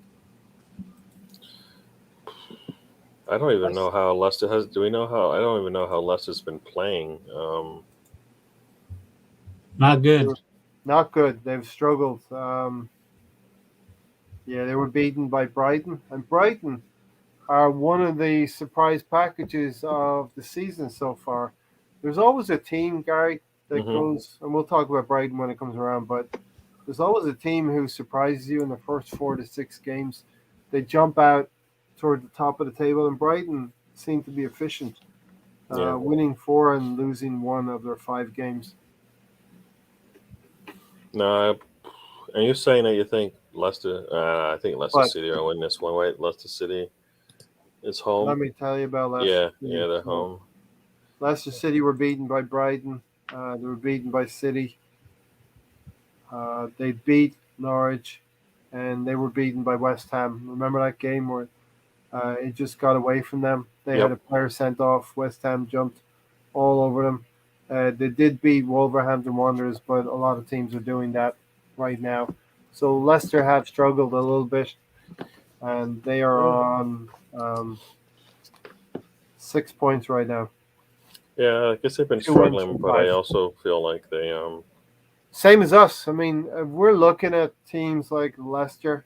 mhm. We're on the same amount of points as Leicester. Villa are 1 point ahead of us, and West Ham are 2 points ahead of us. Tottenham, 3 points. Everton, 4 points. So the teams we should be targeting and trying to stay with, we're still within. We're still close to, Yeah, even though it's I early. think Leicester. I think Leicester will win this one. Yep. What have I got here? I've got Leicester winning. Yes. Tony, Burnley struggles continue. Yep. I agree with you guys. Yep, Leicester will win that one. Okay, Tony, Everton versus Norwich, 6th place versus 20th at Goodison Park. Should be Everton. Should be Everton. I mean, Everton are perennial. I think they're the closest club to us in terms of the way they've been run. They've been run poorly, Gary, but they do have a manager who will get something out of them in Rafa Benitez. Mm. Yes. Everton versus Norwich. Yeah, Norwich. it should be an easy one. Everton should be able to win this one. Are we relegating Norwich already? It does look like they're going to have a very long, hard season. Yeah, I think some would say that the bottom 3 as it is right now are probably going to stay there. Yeah. Right, Newcastle, so. Burnley, and Norwich. As Steven said, Brighton are playing some good football. The Luchadors here with us. Senior Hogan eats dirty biscuits. I mean, if you look at it, like I guess I would say 3 of the worst defenses are sitting 17th place and below. So it's going to be a tough one. It's going to be tough. We haven't gotten to either of your upset picks yet.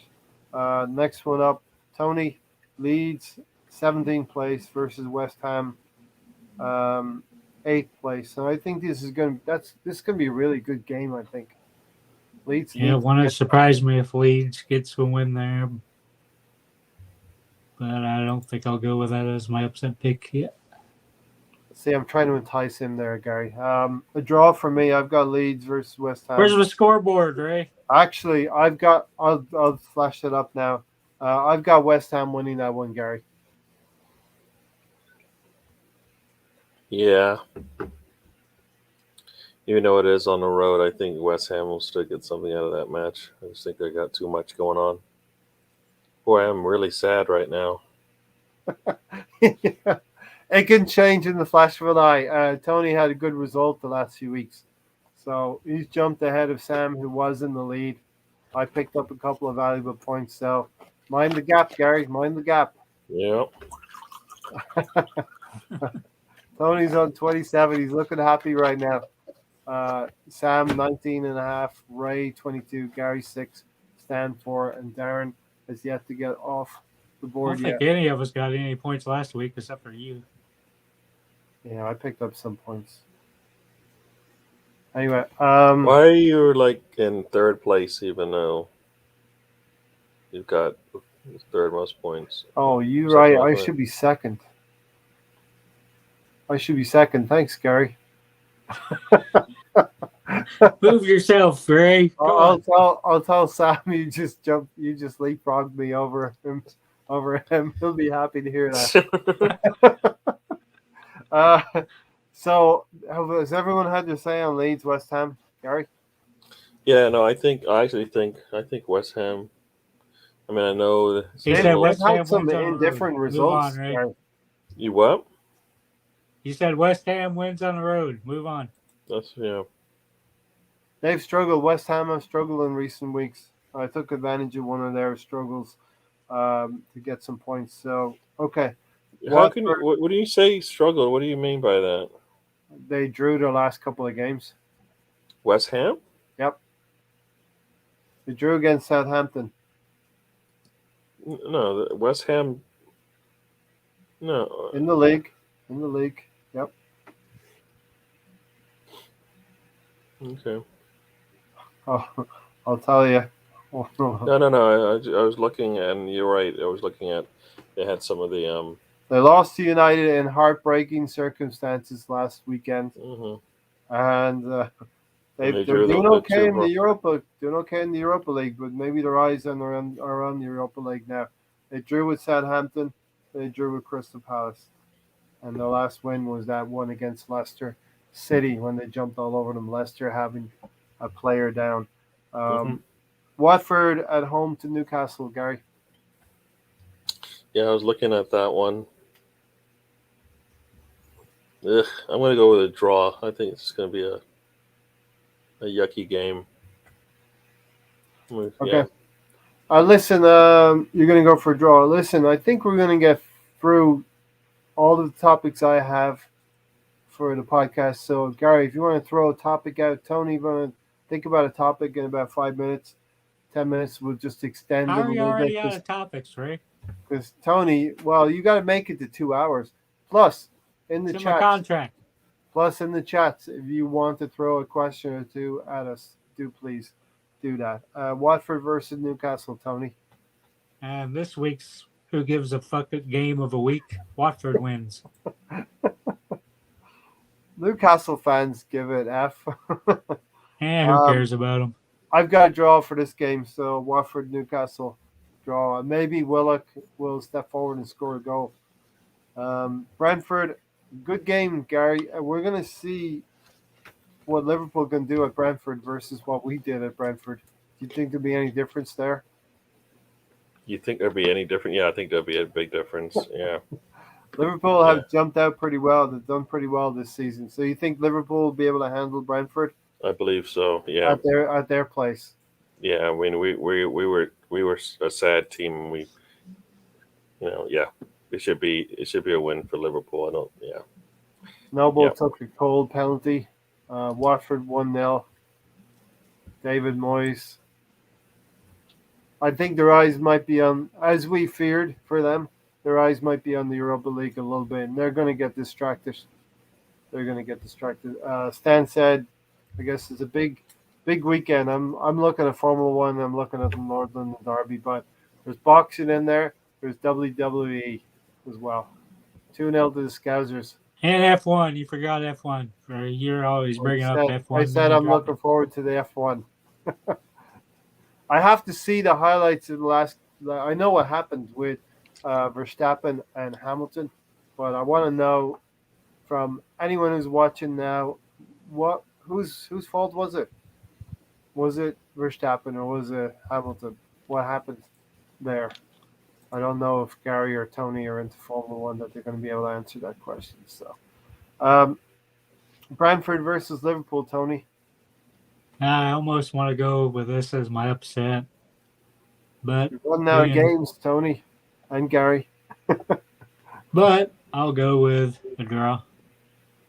Yeah, I've got Liverpool winning that game. I agree with you, Gary. I think they'll pass the test that Arsenal could not. But then it was also um, our team was not set up. I hate to say that because it triggers. I don't want to trigger you. Gary, Southampton. Oh, this Tony. Oh boy, you can gain a whole point. You should have picked this one as the shit game of the week. Southampton versus Wolves. We got a double header. This is one of the games. Who gives a fuck games of the week? This is one of the games. Do not watch it, right? But then again, yep. We got a one of the best games of the weekend, Gary. Game of the week. It could be. It could be a snoozer. It could just be Southampton versus Wolves. Southampton have shown something. They got draws at West Ham, and I think they got draw at City. Home to West Ham. I'm gonna go with a really ugly draw between the two of them. So, I've got Southampton winning. I think Southampton are a better team than Wolves right now. You gotta make the guys on the stoop upset. Only Mark, right? Yep. Tony, who have you got? I think it'll be a good draw. Don't care. Don't care draw. 2-1 to Wolves. The slumber of Wolves. The Wolves wake up. Stan said, my dream is to see AJ versus Fury for a heavyweight unification bout. And Riddy has said, not Hamilton's fault. I did hear that it was Verstappen who panicked a little bit. So I'm going to watch the replay. You know what? There's been a lot of back and forth between them, right? Yeah. There was the one where they, where Verstappen. If this is, I don't know. This must be recent, but I know whatever, like a month or so ago, had another situation, right? And they said people were saying Hamilton should have got penalized, or no, Verstappen got penalized, or should have got, whatever it was. And I think it's just, I mean, it's racing. It's racing, and it should, they're two of the best in the world, so it's going to go back and forth, and it's inches, right? Mm-hmm. And they're going to take chances, and the chances aren't always going to pan out, and you're going to expect the other player to bend, and he's not going to. So you got to take that. You got to one if you want to take those risks, right? It's just like football, Gary. You go on the field against opponents, and the first few challenges tell you if you're winning your duel or if you're not winning your duel. The defender is on top of the attacker. And it's the same thing in Formula One. It's a mental game, and you have to be strong, and you have to not give any ground away. And Arsenal need to be like that as well in the North London Derby. So we are going to the last game. Unless you want to pick Arsenal or Tottenham, we are going to Palace at Selhurst Park versus Brighton. 14th place, Tony, versus 4th. And we talked about Brighton. They have been efficient.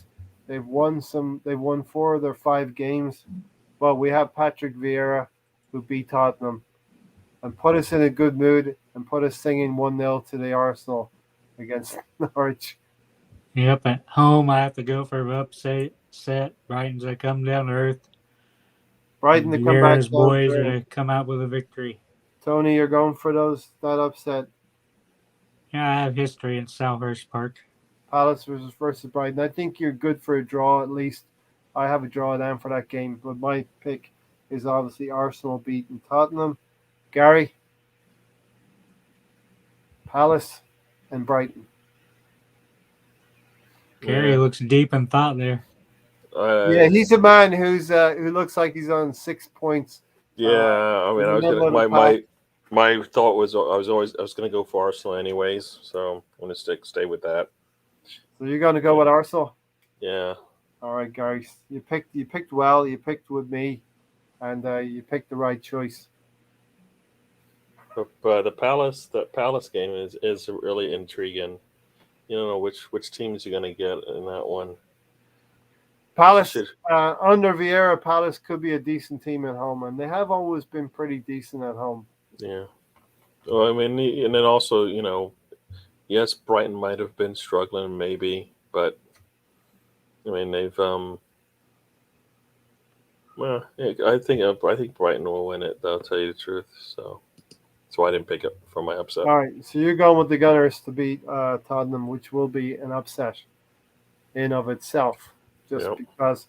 But next weekend, we hope, Gary, it will not be an upset pick because we'll have scored more goals and we will be above Tottenham come the end of the weekend because we are one of the last. We are one of the last. We are the last game. Yep. Aside from Monday, Palace will be playing Brighton. So Tony, you're gonna have to wait till Monday. But you're sitting pretty there in the front in the lead, and I might be able to get past you with 6 points and get on 28 points going into that. So, Gary, You and Rain Man math, no telling what's that happen. no telling what could happen. Gary, with all of the predictions I've predicted, Arsenal could be obviously lower than 13th. We're 13th place right now.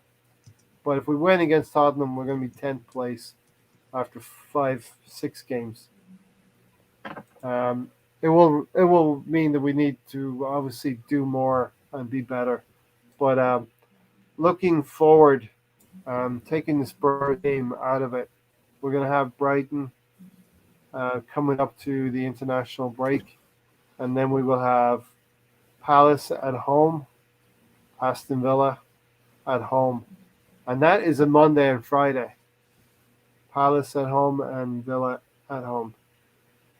And then we will have Leeds and Leicester. That will bring us up to 10 games. So how do you think we can fare? Brighton away, Palace at home, Villa at home, Leeds and Leicester. Well, these are the games that'll tell us where we stand, right?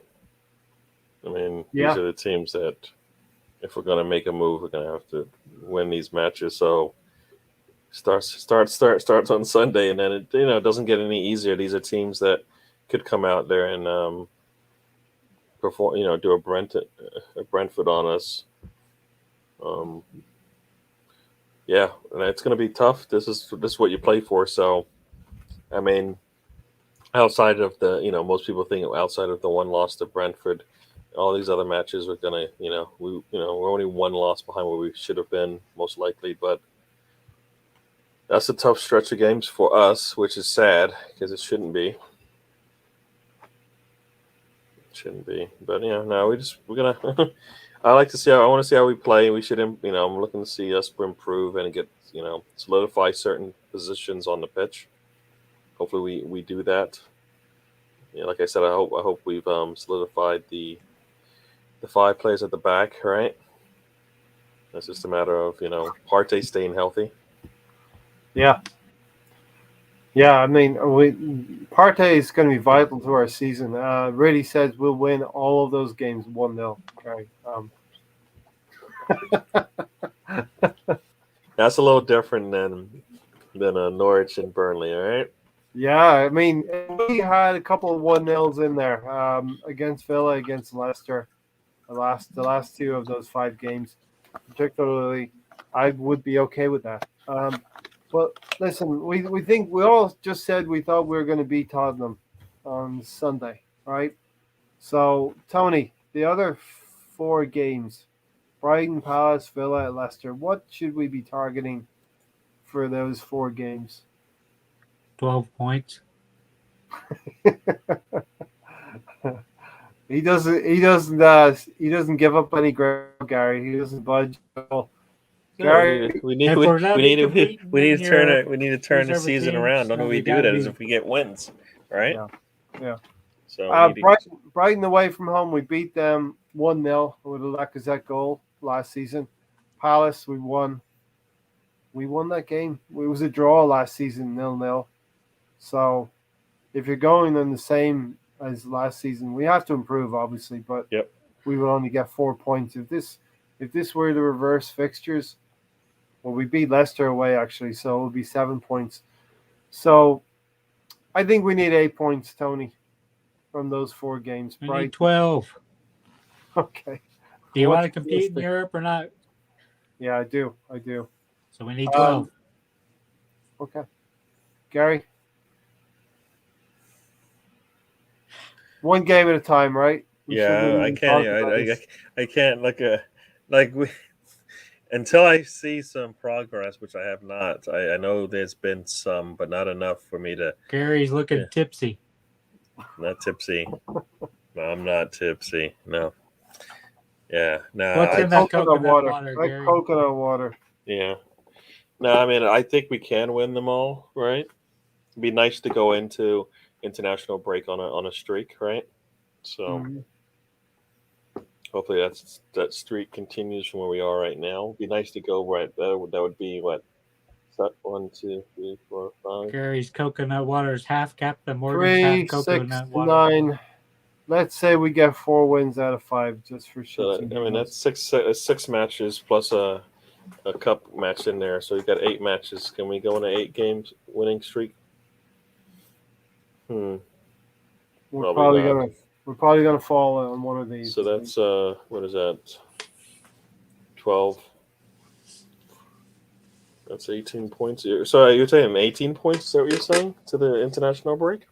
Yes. So it would take 12. Well, 12 plus the 6. Yeah, that's 18. And I had set a minimum of 20 points. So I'm gonna be a little bit disappointed if we don't get 20 points after all of these games. So 6. Well, that's 18 points. Where did you get 24? 20 points. I wanted 20 points out of the first 10 games. Oh, okay. Yeah. This was before the season even started. No, yeah, I remember you saying that. Yeah. 20 for the first. No, we need game. to win these No. things out. Yeah, we want to win these matches out. So We we got need the to take first. it We got the first. Yeah. one game at a time. Yep. One game at a time, I think. Yep. Have you got any topics you want to talk about? Anything? Yeah, I'm surprised you didn't bring it up. I don't know. Arsene Wenger talking about his final few years at Arsenal were unfairly criticized, and I kind of find that very interesting. Very, very interesting.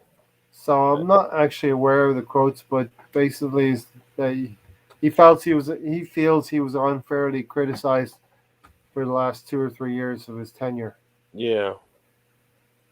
Yeah, and I know many will say it had nothing to do with him, but then they'll say but then everything else had a lot to do with him. So for 22 years he was the man, Yeah. but for the last 4 years he wasn't. So it's not on him that it went that bad. But he had 22 years at the club. I mean, I don't think. I mean, I remember watching those matches going, this just doesn't look like the same manager. And this had nothing to do with whether they were giving him all the money that he needed or not. Many people will say the style of football had changed towards, and Wenger never made the adjustment to it, right? Yeah. Right. And if that's the case, then he didn't perform well, right? It's okay. And he didn't want to make the change. He didn't want to go with the times, right? Football is not the same as when he was around. The things that he was doing weren't going to work. And did he drop the ball? I think so. Mm-hmm. And that's why it was time for him to go. A lot of times I hear it sounds like people are sad to see him go, but he needed to go. And then when people say he should have gone, then they get upset about it. It's like, no, at some point it is time to go. You just can't. You're not doing the things that you need to get the job done, right? And I don't think he was doing that. A lot of questionable things that he was doing. I always wondered why we never even played sometimes our best 11 players and just put them on the field and get them in good positions and stuff like that. But I mean, that's when you stay too long. If you stay too long, and I feel like he didn't leave the squad better than when he didn't leave the squad any better. He kind of Mhm. left it on a way down, and then it just continued Yeah, downwards, and it yeah. wasn't going to get better. So, did he, for a club that he gave 22 years from, did he leave it in a better situation? I'm going to Yeah, have to go into witness protection pro. Yeah, I don't know why, because you're saying something bad about Arsene Wenger, or I are guess you? so. I don't know. Maybe Yeah. that's what he's saying. No, I mean, I Well, think a lot. I think look, a lot of people think after that, is it the whole FA Cup? He should have left then. You go away on a high. I mean, the what that whole, would that would yeah, have been the that would have been. Chelsea, I believe what the reasons behind that is because Klopp would have been available, right? yeah, So so if you're looking to maintain the quality that you kind of set up, then you need to leave it in a state that it can grow from, and that wasn't done. Some of it you wasn't go, on him, of course, but some of it was, right? yeah, yeah. He I mean, would he say, said, I think one of the comments he meant is that um, Highbury is one of the big things that he did because it helped the team get to where they want to be, yeah, and all it's done is gotten worse and worse and worse by that yeah, move. Most people will say by going in there, it hasn't done what it was supposed to do. We aren't competing with the teams we're supposed to be competing with. We are not playing against mm, those teams either. I remember the debate 25 years ago, maybe more. Should Arsenal move out of Highbury? Has Arsenal outgrown Highbury? And that was the case, because they could sell season tickets twice as many as they were doing in Highbury. And yeah, I saw the pictures of Arsene Wenger with his Wellingtons on in the dirt in Emirates as it was being built, and then later, he's whether he did it single handedly or the club did it, we have a beautiful stadium there right now, and he was a huge part of it. On the other hand, Stadium wasn't a problem. yeah, yeah. On the other hand, and really, I was going to say this. Uh, he will always use this term special circumstances. He will point to saying the club was not in any state for him to have left. That's what he will say. That's what Arsene Wenger. But he Uh, didn't help. He didn't help stop the rot that yeah, was going on with the squad and the team and the club, yeah, right? And I know that a lot of that was his hands were tied, but he didn't make. If this is, I always felt like if this is your baby, this is the thing you created, you just don't want to see it just get, destroyed, right? By the management that's in there, and to some degree he did, right? no, He this is a didn't great. stop. He didn't stop the process from getting worse, right? He No, could make magic happen with his coaching and all of that, right? And that is for me the reason why if you bring Arteta in, you have to. If you don't support him, then you're asking him to do things he can't do. You bring in a more seasoned manager, like somebody with experience, not necessarily at a Wenger level because that's hard to get right now, but somebody who's actually got knowledgeable in coaching and managing players. You're not going to see the big dips that we have, right? So I don't know. I just feel like he didn't leave it the way he wanted. I don't think he left it the way he wanted. This is you're definitely uh, right. You're definitely right, and it's a great topic that you bring in just at the end here, Gary. So yeah. I thanks mean, for one of that. the next comment he has here is basically when we finished second to Leicester, right? And Yeah, we didn't finish second to them. no, We were, the last matches just went our way. We happened to finish second. They only lost 3 matches that season. Was it 2 to Arsenal, whatever it was, You right? should yeah. have beat them that year. Leicester So if you can, lost yeah, both games to us. We beat them yeah, 5-2 at their place. We beat them 2-1 on Valentine's Day, and yeah, it should have been the turning of the tide. They should have capitulated. We should have been more empowered and felt great about things, and compounded our win. yeah, You beat the major rival on Valentine's Day in February, and you have 10 or 12 games to go, you should be saying to yourself, you have this team now. Yep. And you go out, the next game you go out, Yep. you win again, and you keep going that way. It didn't happen. And then the next season we don't qualify for the top four. So basically, was that on him? Right? It's on his watch, right? Mm-hmm. He Yeah. went from being second in the league to out of the top the four. message. So what was that a player? I know we always say the players are at fault when they get on the pitch, but when the club, when you look at the results and you drop out of the top four, then it's got to be on the manager. Let's bring Tony in here. Tony, like Gary and I are saying, I think if you neglect your team, if you neglect any business, it's going to decay. It's going to depreciate, and it's not going to get any better. And I think I look at it, the message from players like Tony Adams and Martin Keown, Steve Bold was passed on to players like Sol Campbell and Kolo Toure. And all of these messages were passed on. But then we started to change our team. The team was dismantled in order to fund the move to the Emirates.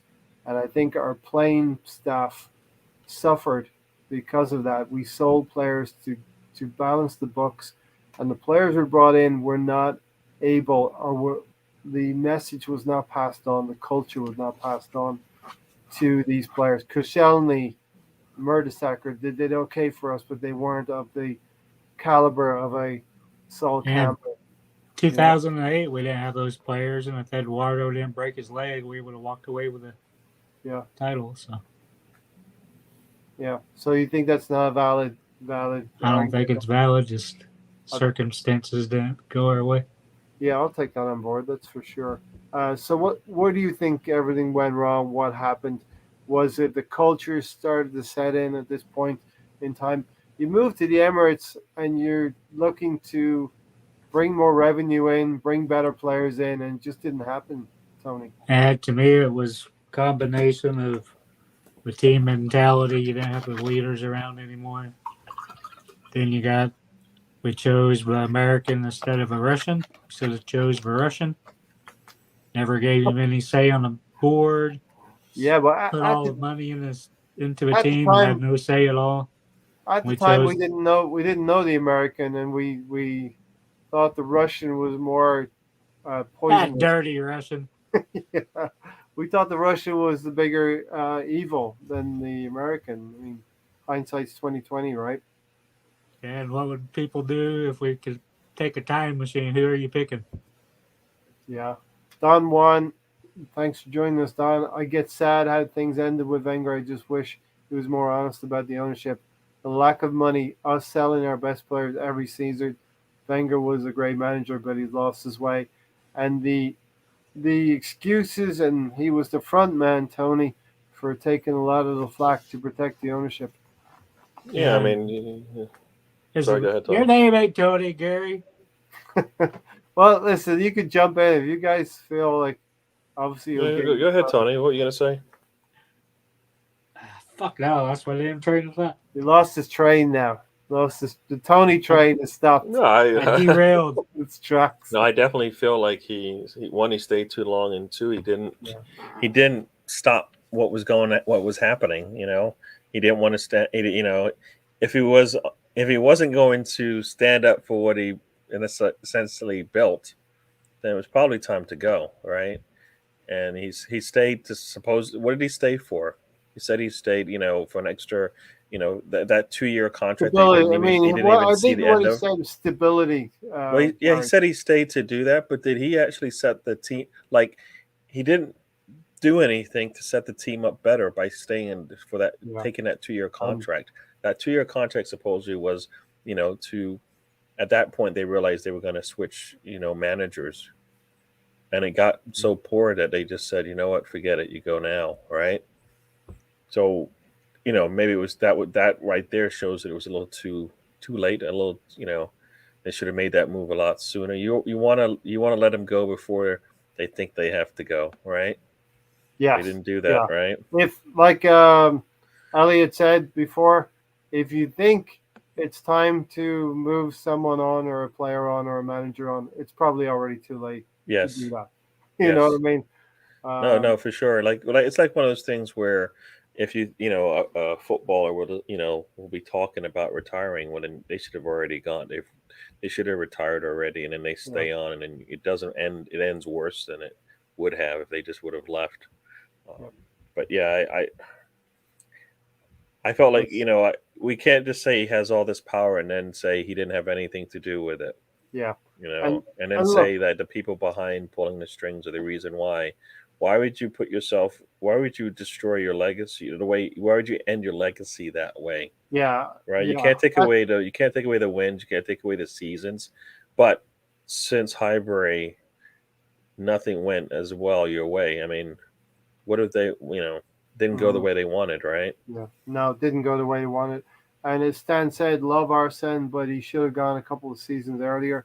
Yeah. And this is the thing: Arsene brought us beautiful football. He outmaneuvered the market. He outsmarted the market because he knew the players Yeah. in the French league, and those French players were gonna go on and win the World Cup eventually, and that's what happened. Win the Euros. They were moving forward. Things happened. Anelka moved. We thought it was the end of the world when Anelka was gone to Real Madrid. Was going. It wasn't planned, but because Anelka left, we got Thierry Henry, and we all know how that ended. Really, really well. Bruce Rioch had signed Dennis Bergkamp. Brilliant, brilliant stuff. Ian Wright was there just to get his league medal, so it was really good to see Ian Wright do that. But you know, Arsene Wenger rode that wave for really, really good players who the captain, the captaincy wasn't. It was easy. I mean, he was a very worthy captain, Patrick Vieira, but he said himself he had 10 other men going on the field with him, Gary. So those days were easy. Yes, you had to go out and win games, but they were easy when you had the personnel to do it. And then he lost his way after the Champions League final and the move to the Emirates. And I just think the message got really, really old after 22 years. It's very tough to keep. Yeah, yeah. When the message got old, but the style, the football changed, or was changing. All right, Yeah, the landscape. you had to do stuff a little bit differently than you did Yeah. before, and if you're not willing to make that change, or you're not really ready to be ahead of the curve, then you're gonna pay for it. It's gonna pay for it with losses. Hmm. I mean, I know we're talking football here, but Belichick, in the NFL, he's he's been coaching for a while now, and every time an assistant of his leaves, they never can even come close to what he does, and Yeah. he continually does certain things. It's It's amazing. and the landscape has changed as well.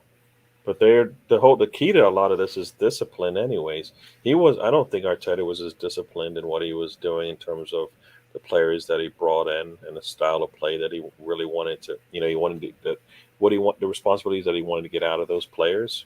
Right. Arteta or Wenger? Sorry, Wenger. Wenger. Yeah, I Yeah. don't think he was as disciplined in towards the end. Right. Especially what he wanted to get out of his players. Right. Yeah. And like you said, he didn't have 11 players out there playing for the shirt, right? What? How does that work, right? Yeah. And we got chance again at Selhurst Park. You're not fit to wear the jersey when they lost 3-0. So Yeah, no, I mean, Tony's Tony's back on track. Tony's train is back on track. So we better get to the terminal.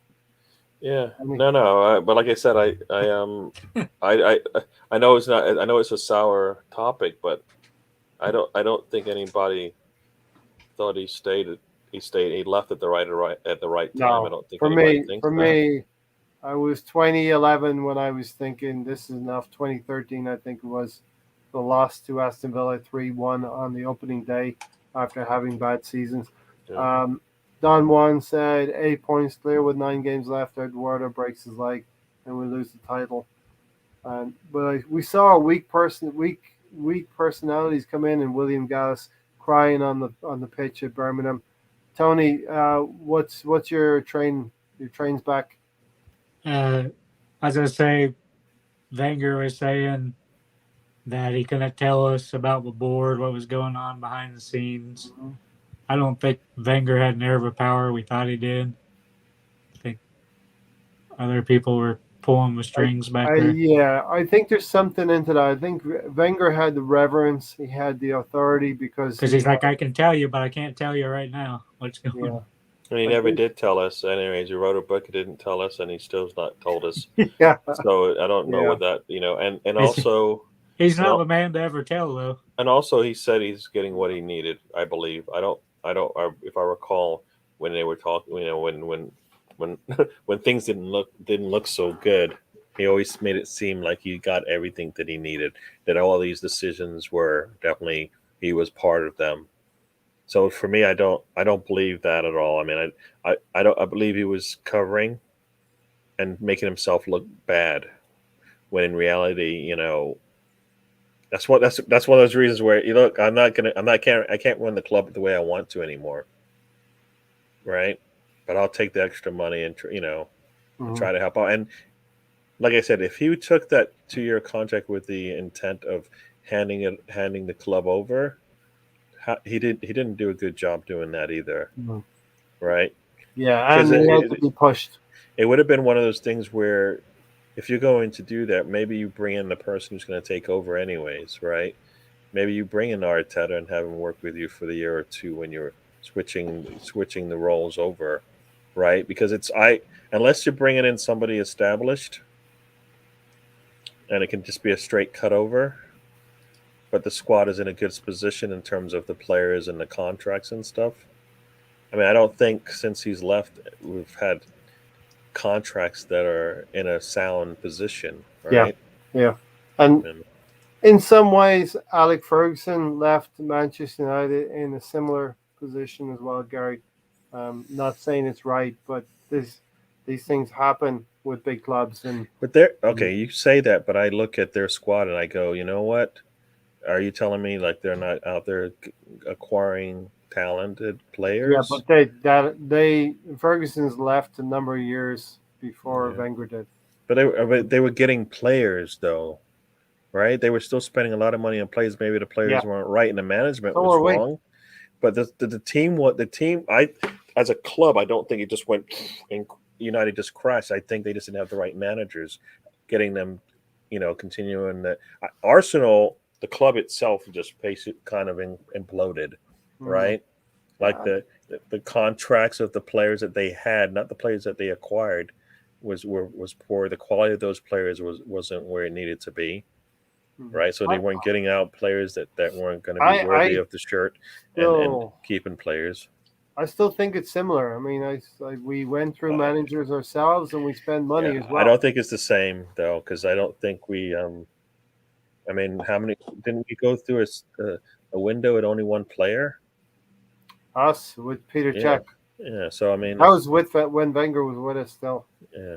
So I mean, I mean, and what did we do the season before? Was that the season when we finished second? Right?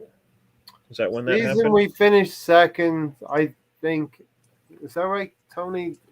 I think the season we finished second, we only went out and got Peter Cech. Yeah, that's right. Because Arsene Wenger thought, in his infinite wisdom, that he never wanted to push the boat out. He always wanted to just buy enough ingredients for the cake. He never wanted to put. Yeah, but see, and that should have been a really disappointing end to that season, and there were multiple reasons why it happened. Right? You couldn't get much out of your striker, so you don't change your striker. I mean, that's what happened, right? You needed your striker to be a little bit more clinical, right? And and that did not happen, right? Yeah. Right. So I think, you didn't change that part of it, and why not, right? Yep. I mean, Chelsea, right, struggles without a striker. What do? They go and get the best striker they can.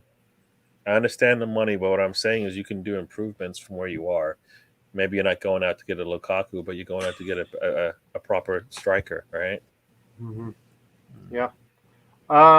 Kroenke's ambition is very clear: just qualify for the Champions League. He never pushed us for a title and didn't have to invest due to Wenger's brilliance.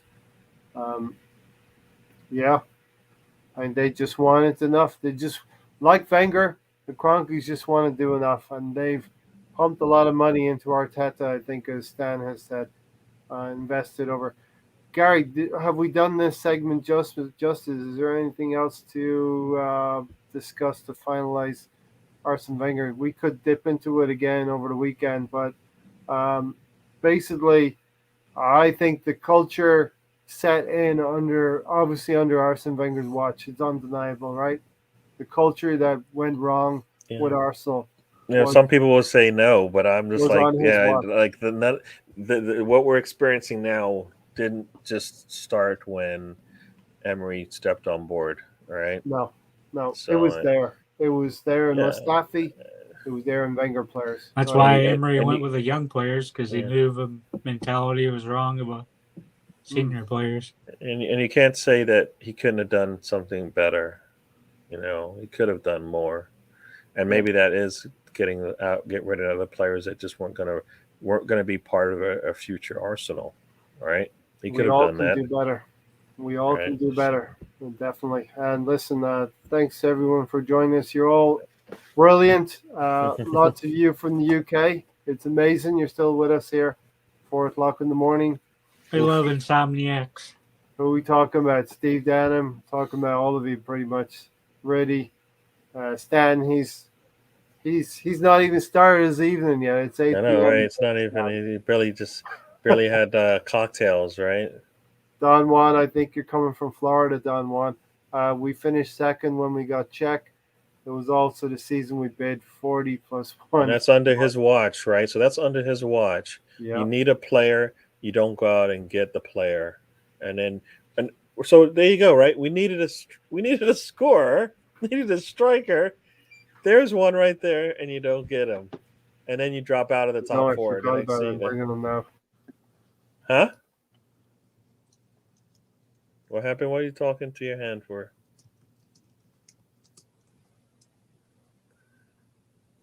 Am I muted? I'm not hearing anything. No, I wasn't.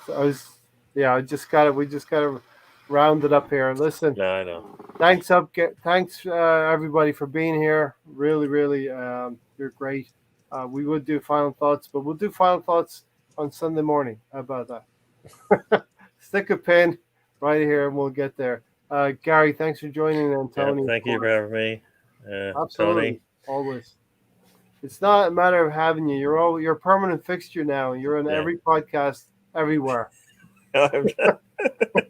You keep changing the channel, and there's fucking Gary still on there. I am not. Different backgrounds, different people, but still I enjoyed many shows. I enjoyed this one.